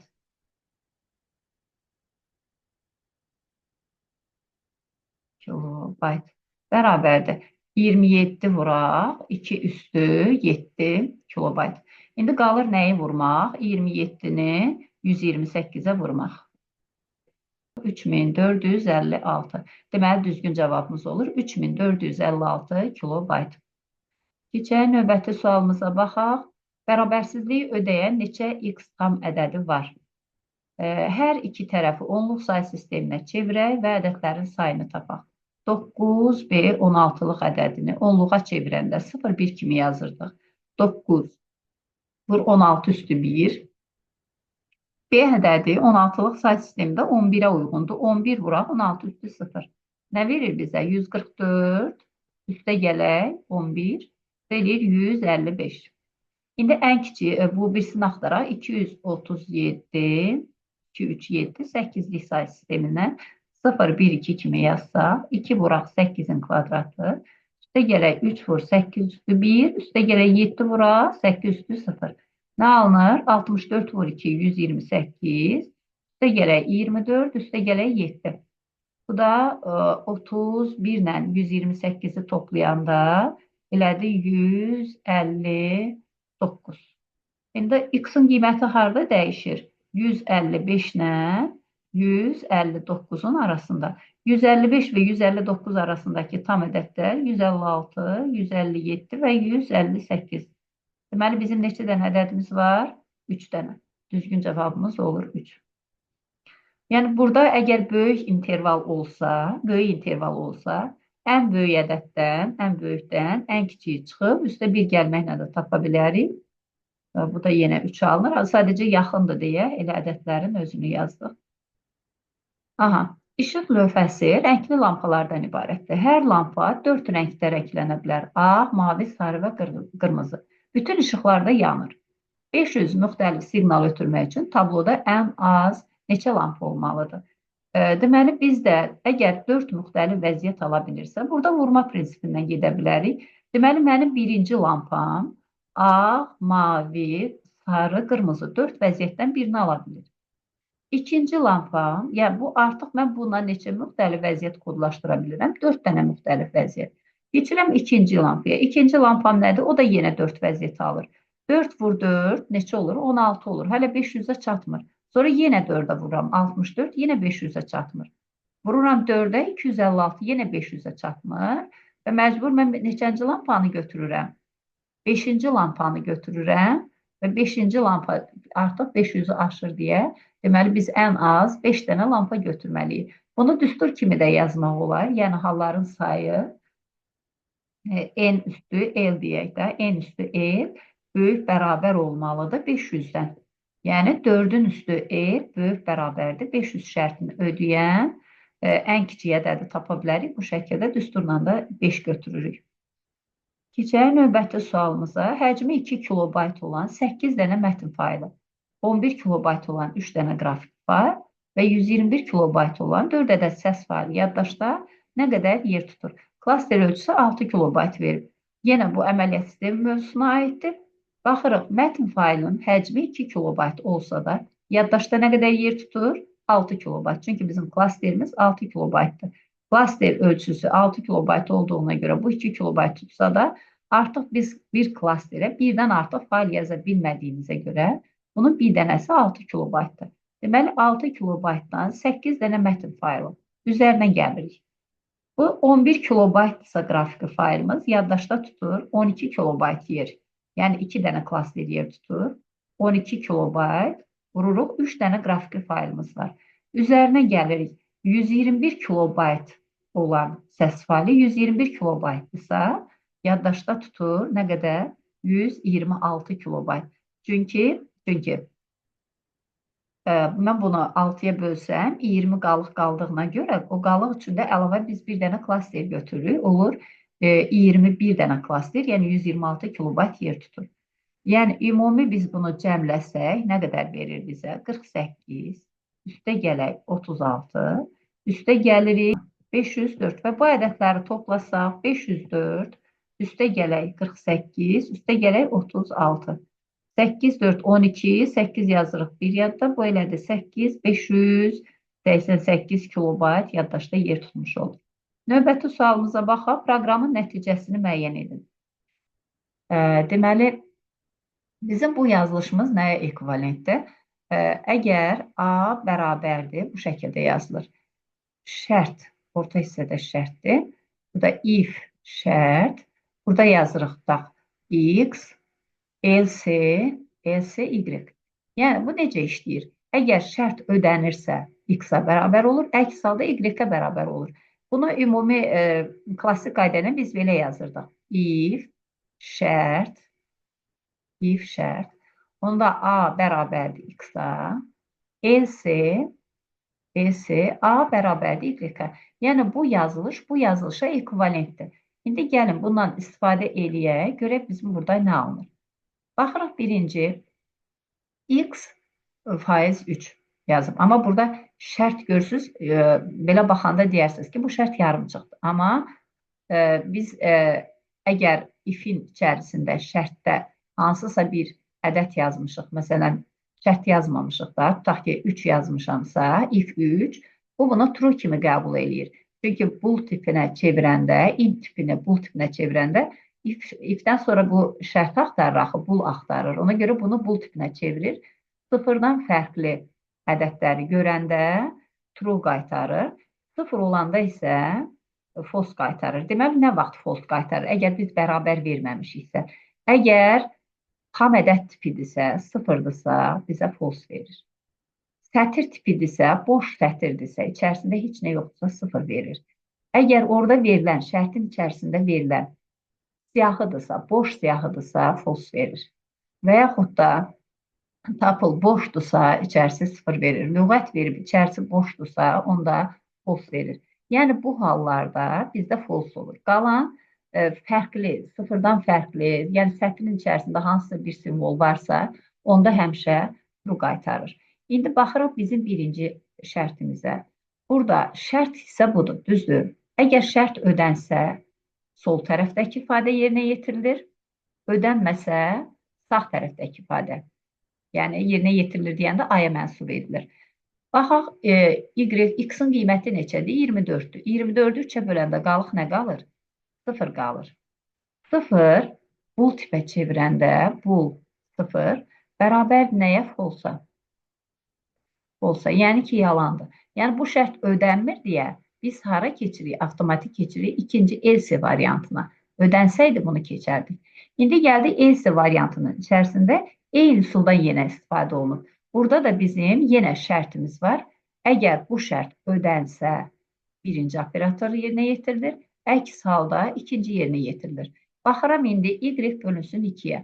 Y neçədir? 18-dir. 18-i 2-yə böləndə qalıq nə verir? 0 verir. Yenə bool 0 false olduğuna görə, deməli şərt ödənmir. Biz hara keçirik? İkinciyə keçirik. Yəni, nəyi qaytarır? Y-in kvadratı. Y-in kvadratı neçədir? 18-in kvadratı 324. Deməli, düzgün cavabımız olur C variantı. Baxaq 36-cı suala. Ləman imtahan sözünü K bərabərdir 3 açarı ilə şifrələyir. Daha sonra sözü tərsinə çevirərək Kəmalə göndərir. Kəmalə isə K bərabərdir 5 açarını Raminə göndərir. Sonda alınan sözü müəyyən edir. Aha, birinci hərf I hərfi idi. I K bərabərdir 3 ilə şifrələyəndə hara keçdi? L hərfinə keçdi. Növbəti dəfə söz tərsinə çevrildiyinə görə bu L hərfi sonuna düşür. Son hərfinə düşür. Sonuncu hərfi 5 açarından şifrələnir. 5 açarından üstünə 5 gəlirəm. 1, 2, 3, 4, 5. Deməli, sonu nə ilə bitməlidir? Q hərfindən bitməlidir. Ona görə də avtomatik biz bunları çıxdıq. Qaldı bu 3 variantda.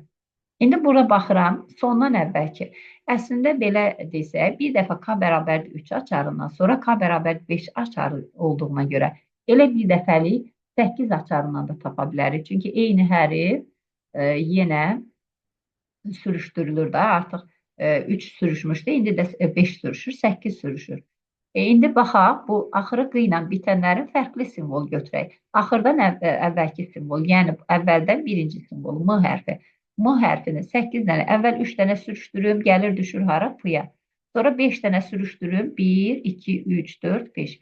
Geçir hansına? U-ya. Deməli, D variantında çıxdı, qaldı bizdə A və B variantları. Bunların fərqli simvol hansıdır? Fərqli simvol, baxıram, axırdan 3-cü simvol tərs çevirdiyimizə görə axırdan 3-cü simvol hansıdır? H hərfinə baxsaq, bəs eləyir. H hərfini mən 3 dənə sürüşdürdüm, gəldi hansına? K hərfinə. K-nı 5 dənə sürüşdürdüm, 1, 2, 3, 4, 5. Gəldi hara? P hərfinə. Deməli, hansı cavab oldu? Düzgün cavabımız A variantı oldu. Keçək növbəti sualımıza. Printerin sürəti 4 kilobit saniyədir. 12 səhifəlik mətnin hər səhifəsində 16 sətr, hər sətrində 120 simvol var. Unikod kodlaşma sistemi ilə kodlaşdırılsa, çap etmək üçün neçə saniyə lazımdır? Əvvəlcə informasiya miqdarını müəyyən edək. Deməli, 12 səhifəmiz var. Hər səhifədə 16 sətr var. Hər sətirdə 120 simvol var. Və mətnimiz nə ilə kodlaşdırılıb? Unikod kodlaşma sistemində Bir simvolumuz 2 bayt. Onda ümumi informasiya həcmimiz çevirək. Deməli, biz nəyə çeviririk? Ötürmə sürəti kilobitlə verilir. Amma biz nə ilə tapmışıq? Baytla tapmışıq. Gəlin biz bunu kilobitə çevirək, elə alınan informasiyanı. Yazırıq 3 vuraq 2-nin kvadratı. 16-nı yazaq 2 üstü 4. 120-ni yazırıq 15 vuraq 2-nin kubu. 2 baytdakı 2 bayt olur 16 bit. 16 bitdə 2 üstü 4 bitdir. Bu qədər oldu bit. Deməli, nə verdi bizə? 45 vuraq 2-nin üstü. Neçə elədi? 2, 6. 6 ilə 10, 13. 2 üstü 13 nə? Bit. Və mən bunu çevirirəmsə kilobitə, mən ancaq kiloya çevirirəm deyə bölürəm 2 üstü 10-a. Deməli, olur 45 vuraq 2-nin kubu kilobit. 45 vur 8. O da bizə nə verir? 45-i vuranda 8-ə 360 kilobit. Deməli, bizim informasiya miqdarımız 360 kilobitdir. Əgər biz 1 saniyədə 4 kilobit çap eləyiriksə, onda T nəyə bərabər olur? 360-ı bölürəm 4-ə. O da eləyir 90 saniyə. Deməli, düzgün cavab olur C variantı. Növbəti sualımıza baxaq. Sağdakı şəkil yol xəritəsini göstərir. Ulduz bir yaşayış məntəqəsindən digərinə yolun mövcudluğunu göstərir. Bizə göstərir ki, B yaşayış məntəqəsinə uyğun olan təpəni seç. Yəni, bunların arasında uyğunluq tapmalıyıq ki, 1 nömrəli təpə hansı hərfdir, 2 nömrəli hansı hərfdir. Bu suallarda müəllimlər nə edirik? Əvvəlcə hər bir təpənin dərəcəsini yazırıq. Hər təpənin dərəcəsini. Dərəcəsi nədir? Həmən təpədən çıxan yolların sayı, tillərin sayı. Bu D təpəsindən 5 dənə tir çıxır. Deməli, burada 5 yazıram. A təpəsindən 3, B təpəsindən də 3, C-dən də 3, G-dən də 3, Y-dən də 3. Bir dənə də 2 olan təpəmiz var. Mən baxan kimi, indi buradakı nömrələri yazıram. Bir təpəsinə baxıram, burada 5-dir. 2 təpəsində 3 dənə ulduz var, 2 sətrində, 3 sətrində də 3-dür. 4 sətrində 2-dir, 5 sətrində 3-dür, 6 sətrində 3 və 7 sətrində 3. Baxan kimi biz görə bilirikmi? 5 ilə 2 görsünüz, 5 hansı, 5 nömrəli hansıdır? Burada D təpəsi, burada 1 nömrəli təpədir. Deməli, 1 nömrəli təpə hansıdır? D təpəsidir. Və 2 də var bizdə. 2 hansıdır? Bircə dənə 2 var. O da F təpəsidir. Deməli, 4 nömrəli təpə bizdə nədir? F təpəsidir. İndi qaldı, biz hansını axtarırıq? B təpəsini axtarırıq. B təpəsini. Deməli, biz 2-nin qonşularına baxırıq. 2-nin qonşuları Y ilə Y-dir. Bunlar şəkil 2 tərəfdən də simmetrik olduğuna görə mənası yoxdur. Hansına Y dedim, hansına G dedim. Onsuz da simmetrikdirlər. Deməli, F-in qonşularına baxıram. Biri 2-dir, biri 3-dür. Deməli, birinə Y yazdım, birinə G hərfi yazdım. Y, G. Deməli, 2 oldu Y, 3-ə də yazdıq G. Aha. İndi gəlirik. Y-nin qonşuları hansıdır? Y-nin qonşusu. Biri A-dır, biri D-dir, biri də ki F-dir. Gəlirəm Y-nin qonşularına. Biri D, biri F. Deməli, o birisi qalan hansı oldu? A təpəsi oldu. Bu hara ilə kəsişir? 5 ilə. Deməli, 5 oldu A təpəsi. Burada da 5-in üstünə A yazırıq. Sonra keçirəm G təpəsinə. G təpəsi hara ilə birləşir? F ilə, D ilə, bir də ki C ilə birləşir. F ilə, D ilə, C ilə. Baxıram G təpəsinə, G təpəsi birləşib D ilə, F ilə. Deməli, bu 6 nömrəli təpə hansı oldu? C təpəsi oldu. Qaldı bizim bir dənə təpəmiz, hansı ki A ilə C-nin ortaq təpəsidir. Bu da olur hansı? B təpəsi. Deməli, B-yə uyğun gələn hansı olur? 7 nömrəli təpə olur. Keçək növbəti sualımıza. Deməli, bizə proqram fraqmentləri verilib. Bu ifadənin qiymətinin hesablanması üçün hansı da düzgün verilib? A variantında, deməli, i-nin bizdə dəyişən nədir? I-nin qiymətləridir. Burada 2, 4, 6, sonra 2-nə kimi 2 arta gedir. 2-dən 2n plus 1, 2 addımdan bu hissə okeydir. Bu hissə düzdür. Keçirik indi bu hissəyə. Burada nədir? Bizdə bir dəfə müsbət, bir dəfə mənfi, bir dəfə müsbət, bir dəfə mənfi getməlidir. İ kvadratı burada düz yazıb, amma indi gəlirim bu tərəfə. Burada mənfi 1 üstü n plus 1. Burada n nədir? N girişə daxil olan ədəddir. Girişə daxil olan ədəd tək də ola bilir, cüt də ola bilir. Əgər tək ədəd veribsə, Bu bizə həmişə müsbətləri toplayır. Əgər cüt ədəd verirsə, həmişə mənfiləri toplayır. Deməli, bu nədir? Yanlışdır. B variantına gəlirik. B variantında görək səhvimiz hardadır. B variantında deməli, S bərabərdir 0-dır. I-nin kvadratı. Burada baxırıq addımımıza. Addımımız düzgün verilməyib. Çünki burada sonda 2N-in kvadratı toplanmalıydı. Ona görə B də yanlışdır. C variantına gəlirəm. C variantında nədir? Yenə burada nədir? Addım səhvi var. Sonda nədən bitir? M kvadratından bitir. Bunda yanlışdır. İşarə K dəyişəni götürüb ona nəzərə alınıb. Düzdür. D variantında baxaq. Deməli, K-nı 1, I-ni 2 götürüb, I while-dan istifadə eləməklə nə qədər ki 2N-dən kiçik və ya bərabərdir. Yəni, I birinci dəfə 2 ilə daxil olur, sonuncu dəfə 2N-lə daxil olur. Bu isə düzgündür. K dəyişən üçündən götürüb, əvvəl 1 götürüb, sonra hər dəfə K-nı əksinə dəyişir. Bir dəfə mənfi, bir dəfə müsbət, bir dəfə mənfi, bir dəfə müsbət. Deməli, bu proqramımız artıq D variantı düzgündür. E variantının səhvliyinə baxaq, görək burada səhv nədir? Addım yazılmayıb, I bərabərdir, I üstə gəl 2 yazılmayıb deyə. Burada da yanlışlıq buradadır. Deməli, düzgün cavabımız D variantı olur. Baxaq növbəti sualımıza. Excel proqramında A1 xanasına hansı tam ədəd daxil edilməlidir ki, şəkildəki kimi diaqram alınsın? Gəlin bir-bir xanalarımıza baxaq. A1 xanasını soruşduğuna görə mən bura bir X yazıram, bilmirəm. Elə bunu axtarıram. Aha, indi gəlirik. A2 xanasında nədir? B1 üstə gələk C1. 6 üstə gəl 2 bizi nə verir? 8 verir. B2 xanasına baxıram. Nədir burada? A1 çıxaq C1. Yəni X çıxaq 2. C2 xanasında A2 üstə gəl B2. Yəni 8 üstə gələk X çıxaq 2. Bu da verir X üstə gələk 6. İndi gəlirik ardıcıllıqla, elə baxsaq. Elə burada şərtdə dedik ki, C2 xanası bu ikisinin cəminə bərabərdirsə, deməli bu X üstə gəl 6 hara uyğun gəlir? 50% uyğun gəlir. X üstə gəl 6 50%dədirsə, deməli 8 40%dədir. Bu da 10%dədir. X çıx 2 də 10%dədir. Burada istədiyimiz kimi tənasüb qura bilərik. Deməli 40%-i 8 40%-dir. X üstə gəlinsin 6-mız neçədir? X üstə gəlinsin 6-mız 50%-dir.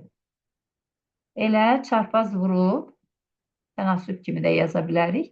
Nə alınır? 4x üstə gələk 24 çarpaz hasilləri tapsaq bərabərdir 40-a. 4x bərabərdir 16-ya. Deməli, x bərabərdir 4-ə. Deməli, düzgün cavabımız nə olur? B variantı olur. Növbəti 41-ci sualımıza baxaq. Excel proqramında B12, F23 diapazonunda neçə xana var? Biz burada nəyi tapırıq? Sətirlərin sayını və sütunların sayını. Sütunlara baxıram. İngilis əlifbasına A, B, C, D, E, F, G və s. İndi mən burada lazım olanları axtardım. Artıq bizdə bu hərflər var. B, C, D, Y, F. Neçə dənə bizim sütunumuz var? 5 dənə sütun var. Deməli, sütun sayı oldu 5. Sətirlərin sayını tapmaq üçün sonuncudan çıxırdıq. Əvvəlkinin üstə 1 gəlirdik. 23-dən çıxıram 12-ni, üzərinə 1 gəlirəm. Deməli, 12 dənə də bizim sətirimiz var. Sətir sayı oldu 12.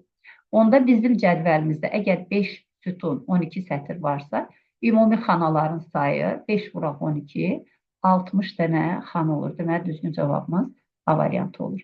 Növbəti sualımıza baxaq. Proqramın icrasından sonra ekrana nə çap olunar? Baxırıq yenə. Biz print komandasının içərisində funksiyaya müraciət edirik 7 və 5-lə. 7, 5-lə müraciət eləmişiksə, deməli, x-in qiyməti 7-dir, x bərabərdir 7-dir, y bərabərdir 5-dir. Onda A dəyişən nəyə bərabər olur? X-in kvadratı, yəni 7-nin kvadratı çıxaq, 3 vuraq y, yəni 3 vur 5. 49-dan 15 çıxanda qalır 34. A-nın qiyməti oldu 34. B bərabər oldu. A vuraq y. A neçədir? 34-dür. Y neçədir? 5-dir. 34-ü 5-ə vuranda elədi 170. Və nəticədə nəyi qaytarır? A üstə gəl B-ni. Yəni 170 üstə gəlsin 34-dür. Bu da bizə verir 204. Deməli, düzgün cavabımız olur A variantı. Növbəti sualımıza baxaq. Kompüter sistemində qeydiyyatdan keçərkən hər istifadəçiyə 15 simvoldan ibarət və yalnız informatika sözünün simvollarından istifadə etməklə parol verilir. Hər bir belə parol minimum tam baytda, minimum mümkün tam baytda yadda saxlanılır. Və burada bir də yazılır ki, bütün simvollar eyni və minimum mümkün bit sayı ilə kodlaşdırılır. Əvvəlcə gələk görə bizə hər simvol neçə bitlə kodlaşır. İnformatika sözünü simvolla istifadə etməklə gəlin biz burada minimum əlifba dediyinə görə baxaq görək neçə fərqli simvol var. İ hərfi təkrarlanır, bunu çıxıram. A hərfi təkrarlanır, bunu da çıxıram. Qalır 9 dənə simvol. 9 dənə simvolu kodlaşdırmaq üçün bizə 4 bit lazımdır. Deməli, bizim bir simvolumuz 4 bitlə kodlaşır. Keçirik növbəti addıma. 15 simvoldan ibarət parol yazırıq. Mənim bir dənə parolum 15 simvoldursa, 15-i vururam 4-ə. Deməli, bir dənə parolum 60 bitdir. Amma indi bu şərtdə nə verir? Deyir ki, hər parol minimum mümkün tam baytla yadda saxlanılır. Əgər mən bunu bayta çevirsəm, bölürəm 8-ə, olur 7,5 bayt. Amma bizdə tam baytla saxlandığına görə bu yuvarlaqlaşır. Yaddaşda nə qədər yer tutur? 8 bayt yer tutur. Deməli, bizim bir dənə parolumuz, hər istifadəçinin parolu 8 bayt yer tutur. Bizdə də cəmi neçə dənə istifadəçi var idi? 50 nəfər. 50-ni də vururam 8-ə, olur 400 bayt. Deməli, yaddaşda 400 bayt yer tutmuş olur. E variantı olur. Növbəti sualımıza baxaq. Əlifbada 72 müxtəlif simvol var və bu mətn minimal əlifba ilə kodlaşdırılıb. Əgər mətn Unicode standartına çevrilərsə 180 bayt artar. Minimal əlifba ilə kodlaşdırılıbsa 72 müxtəlif simvol yaddaşda 72 2-nin qüvvətlərinə baxıram. 2 üstü 6 və 2 üstü 7-nin arasında yerləşir. 6 bit bizə bəs eləmədiyinə görə, deməli, bir dənə simvolun informasiya həcmi 7 bit olur. Və bizim əgər mətnimizdə x dənə simvol varsa, deməli, əvvəl informasiya həcmi 7x idi. İndi Unicode standartına çevrilirsə, Unicode standartında bir simvol 2 bayt, yəni 16 bit olurdu. Deməli, burada simvolların tutduğu həcm 16x olur. Və həcmimiz 180 bayt artıbsa, deməli, 16x-dan çıxanda 7x bərabərdir. Bunların hər ikisi nə ilə verilib? Bitlə verilib. Amma 180 nədir? Baytdır. Deməli, 180 vurulsun 8 bit. Sağ tərəfdə bitə çeviririk və buradan simvol sayını tapırıq. Deməli, 9x bərabər olur 1440 bitə. Burada da bit nədir? Oradan x-i tapa bilirikmi? X bərabər olur 160.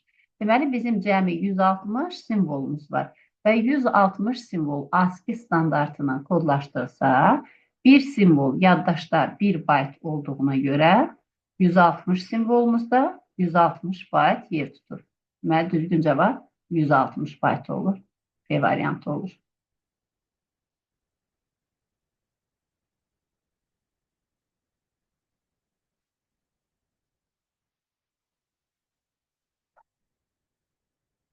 Növbəti sualımız Excel proqramına aiddir, elektron cədvəl proqramına. Baxın, burada bizə nə verir? B2, B9 xanasında average funksiyası tətbiq olub. Bu diapazonuna qiyməti 9-a bərabər olub. Bu funksiyalara baxanda biz əsas nəyə diqqət edirik? Burada bizə verilən diapazondurmu, yoxsa xana ünvanıdırmı? Ola bilər ki, burada nöqtə vergül olanda biz ancaq həmin xanaların özünü götürürük. 2 nöqtə ilə verəndə diapazonu götürürük.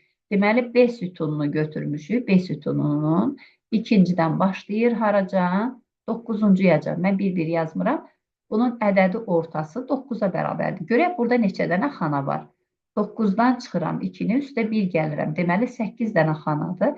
Ədədi orta bizdə 9 verirsə, onda cəmi 72-yə bərabərdir.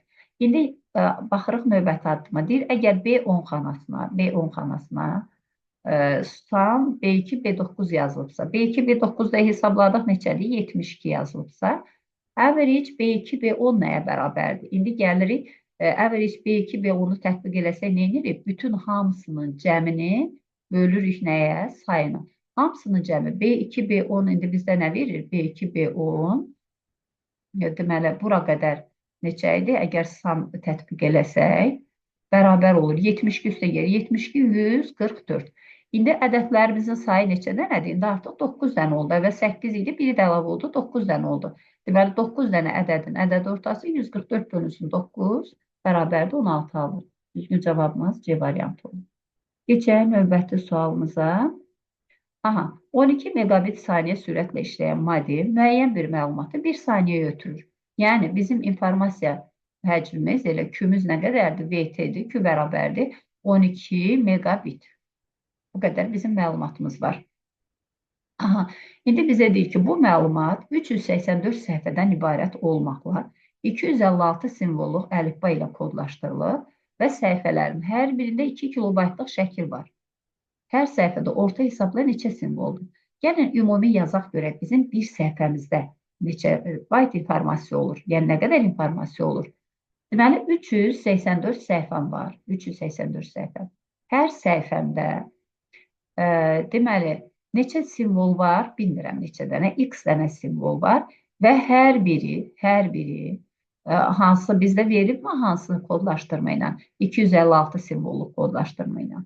256 simvolluq kodlaşdırmada bizim bir simvolumuz 8 bit olur. 2 üstü 8-dir deyə, deməli 8x olur mətn informasiyasının həcmi. Üstə gəlirik, 2 kilobaytlıqda şəkil var. 2 kilobayt. Mən burada bitlə yazmışam deyə, gəlin biz bunu da bitə çevirək. 2 vuraq, 2 üstü 13, eləyir 2 üstü 14 bit. Yəni, üstə gəlirik 2 üstü 14 biti və nəticədə nə alınır? Ümumi həcmimiz 12 megabit alınır. 12 megabit. Mega nədir? 2 üstü 20-dir. Bunu da çevirdik bitə.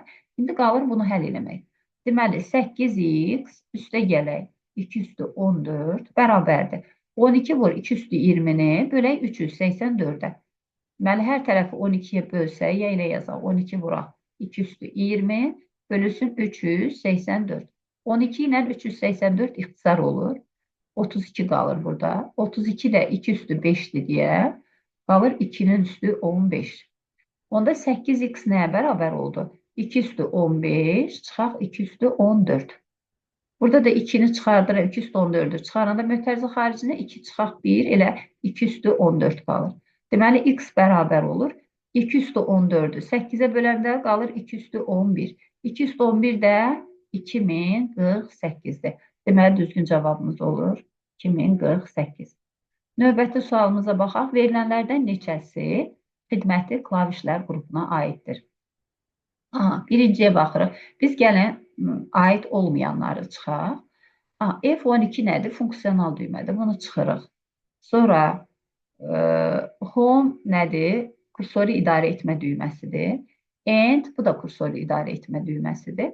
Yerdə qaldı enter düyməsi, tab düyməsi, shift düyməsi, control, alt, caps lock. Bunların hamısı nədir? Xidməti klavişlər qrupudur. 1, 2, 3, 4, 5, 6. Deməli, düzgün cavabımız nə olur? 6 olur. Növbəti sualımıza baxaq. Şəkildə verilən məntiqi sxemaya uyğun gələn məntiqi ifadəni yazın. Yuxarıya baxıram, burada nədir? Disjunksiya əməlidir. Gülən smaylikdir. Yəni, disjunksiya əməli, toplama əməlidir. Bu nədir? Məntiqi vurmadır. Deməli, bunun nəticəsi nə olur? A üstə gələk bir. Hələ bu şəkildə yazaq, sonra bu yazılışa keçərik. Aşağıda nədir? Vurma əməlidir. Bura girişdə nə gəlir? A gəlir, B gəlir. Buradan çıxır A vur B hasili. Bu inversiya əməli idi. A, B-nin inkarı. Və sonda nəticə nədir? Bu da vurma əməlidir deyə. Nəticədə nə çıxır? A üstə gəl B vurulsun. A, B-nin inkarı. İndi gəlin bu yazılışları. Toplama əməli bizdə necə yazılırdı? Disjunksiya bu şəkildə yazılır. A üstə gəl B. Vurma əməli nədir? Üz aşağıdır. Konjunksiya əməli. Vurulsun. AB nədir? A yenə. Konjunksiya. B üstündə inkar. Bunu mötərizədə yaza da bilərik, yazmaya da bilərik. Deməli, düzgün cavabımız hansı oldu? Bu inkarı da bu şəkildə də yaza bilirik, belə qarşısında da yaza bilirik. Deməli, düzgün cavabımız olur A variantı. Baxaq növbəti sualımıza. Excel-də uyğunluğu müəyyən edin. Burada nədir? Excel-də səhvlərlə bağlıdır. Birincidə nədir? Sıfıra bölmə əməlinin olmadığını bildirən hansıdır? Elə division sıfır, yəni sıfıra bölmək olmaz. Yəni bu səhvi verən B variantıdır. Sonra düsturda və ya funksiyada ədədlərin düzgün istifadə olunmaması nəticəsində, yəni ədəd düzgün istifadə olunmursa, bu value, yəni ədədin qiyməti düzgün istifadə olunmayıb, düzdürmü? Deməli, bu olur hansı? Deməli, bircə dəqiqə bu A variantını yazırdıq. Bura səhv yazdım. Aha, düzgün istifadə olunmaması nəticəsində deməli hansına gəldi? B variantı keçdi valueya. Excel'in düsturdakı funksiya və ya arqumentin adını başa düşməməsi nəticəsində ad nədir, neyindir? Deməli, burada yaranan səhv hansı olur? C variantı olur. Deməli, 1C, 2A, 3B. Keçirik növbəti sualımıza. Verilənlər bazası cədvəlində ad bərabərdir. A, ulduz yazmışıqsa, bu deməkdir ki, ad A ilə başlasın. Ad A ilə başlasın. Or və ya məntiq əməlidir. Fən bərabərdir. İnformatika and cins. Bu iki işarə göstərir fərqli işarəsi, yəni bərabər deyil. Q-yə və yaxud da bal böyükdür 80-dən. Yəni biz bunların hər birinə baxaq. Hər biri nə ilə birləşib? Orla birləşib. Ona görə biz bu şərtləri ödəyən, yəni 3 dənə şərti ödəyən hər üçünü tapıb və onları orla birləşdirməliyik. Aha, A ilə başlayan, ad bərabərdə A ilə başlayan hansıda bir dənə 6 nömrəsidir. Deməli, birinci uyğun gəldi 6. Başqa A ilə başlayan ad varmı? Yoxdur. Aha, keçirik ikinciyə. Fən bərabərdir informatika, and cins fərqlidir qadın. Aha, informatika fənni olan hansı idi? 7, 8, bir də 9 idi. Bunlardan ikisində cins G olduğuna görə buradan ancaq biz nəyə götürürük? 3'ü götürürük. Keçirik, bizdə 3 dənə çoxluq deyək də, hər birini ödəyənləri. Keçirik üçüncüyə. Üçüncü şərt. Or, bal böyükdür 80. Balı 80-dən böyük olanlar hansılardır? Deməli, 2 nömrəlidir. Sonra budur. Məsələ, bizdə hansılardır? 2, bir də 6. Burada da oldu 2 və 6. Və biz bunları orla birləşdirəndə bu çoxluqların birləşməsi olur. Olur 2, 3 və 6 nömrəli xanalar. Deməli, düzgün cavabımız D variantı olur. Növbəti sonuncu sualımıza da baxaq. Bu ədədi iki əsaslı say sistemində göstərdilər. Bu yazılışda 1 rəqəmlərinin sayı 0 rəqəmlərinin sayından neçə dənə çox? Əvvəlcə hamısını 2 əsası çevirəndə ikilik say sistemində göstərək. Olur 2-nin kubunun üstündə 20. Üstə gələk. 16 olur 2-nin üstü 4-ün üstündə 18. Çıxılsın 2'nin üstü 11. Bərabərdir. Nə edirik bunu? Əvvəlcə hamısını çevirək. 2 üstü 60, üstə gələk 2 üstü 72, çıxaq 2 üstü 11. Azalma sırasından düzürük. 2 üstü 72, üstə gələk 2 üstü 60, çıxaq 2 üstü 11. İndi müəllimlər, bundan sonra nəyə baxıram? Mənim ədədim ən böyük mərtəbəsi nədir? 2'nin üstü 72-dirsə, deməli, bu nədir? 1 arxasında 72 dənə 0. Deməli, ədədim 73 rəqəmli ədəddir. Düzdür? İndi gəlirik. Biz bilirik ki, bu nədir? 1 vuraq 2 üstü 72. Burada bir dənə bizim bir rəqəmimiz var. Baxırıq, buradakı istənilən say sistemində 2 əsaslıda eyni qayda ilə 2 üstü N çıxılsın 2 üstü K yazılışında N çıxılsın K dənə 1 olur, K dənə 0 olur. Bax, məsələn, tutaq ki, balaca bir ədəd üçün yazaq. 1 arxasında tutaq 5 dənə 0'dır. Yəni, bu nədir? 2 üstü 5 deməkdir, düzdürmü? Mən buradan çıxıram, 2 üstü tutaq 3'ü. Mən 1 arxasında 3 dənə 0 buradan çıxsam, burada 0'dan 0 çıxanda 3 dənə 0 qalır. Artıq 0'dan 1 çıxanmır deyə gedirdik, qonşudan götürürdük. Oradan gələn 2 gəlirdi. 2'dən 1 çıxıram 1, burada da 1 qalır. Görürsünüz, 2 dənə 1 alındı. 5'dən 3 çıxıram. 2 dənə 1, 3 dənə də 0 alındı. İndi bu yazılışda da 2 üstü 60 çıxılsın 2 üstü 11'də 60 çıxılsın 11 dənə bizim nəyimiz var? Yəni 49 dənə bir rəqəm alınır burada. 60 çıxılsın 11 bərabərdir 49. Bir dənə də bir rəqəmi burada var. Deməli olur 50 dənə bizim bir rəqəmi var. 50 dənə bir rəqəmi. Cəmi 73 rəqəmi olduğuna görə 73-dən 50-ni çıxıram. Deməli 23 dənə də 0 rəqəmi var. Amma bizdən nəyi soruşur? Deyir ki, birlərin sayı sıfırların sayından neçə dənə çoxdur? Ona görə də 50-dən çıxırıq 23'ü bərabərdir 27. Deməli, düzgün cavab olur B variantı. Sağ olun, hər birinizə sertifikasiya imtahanında uğurlar arzulayıram.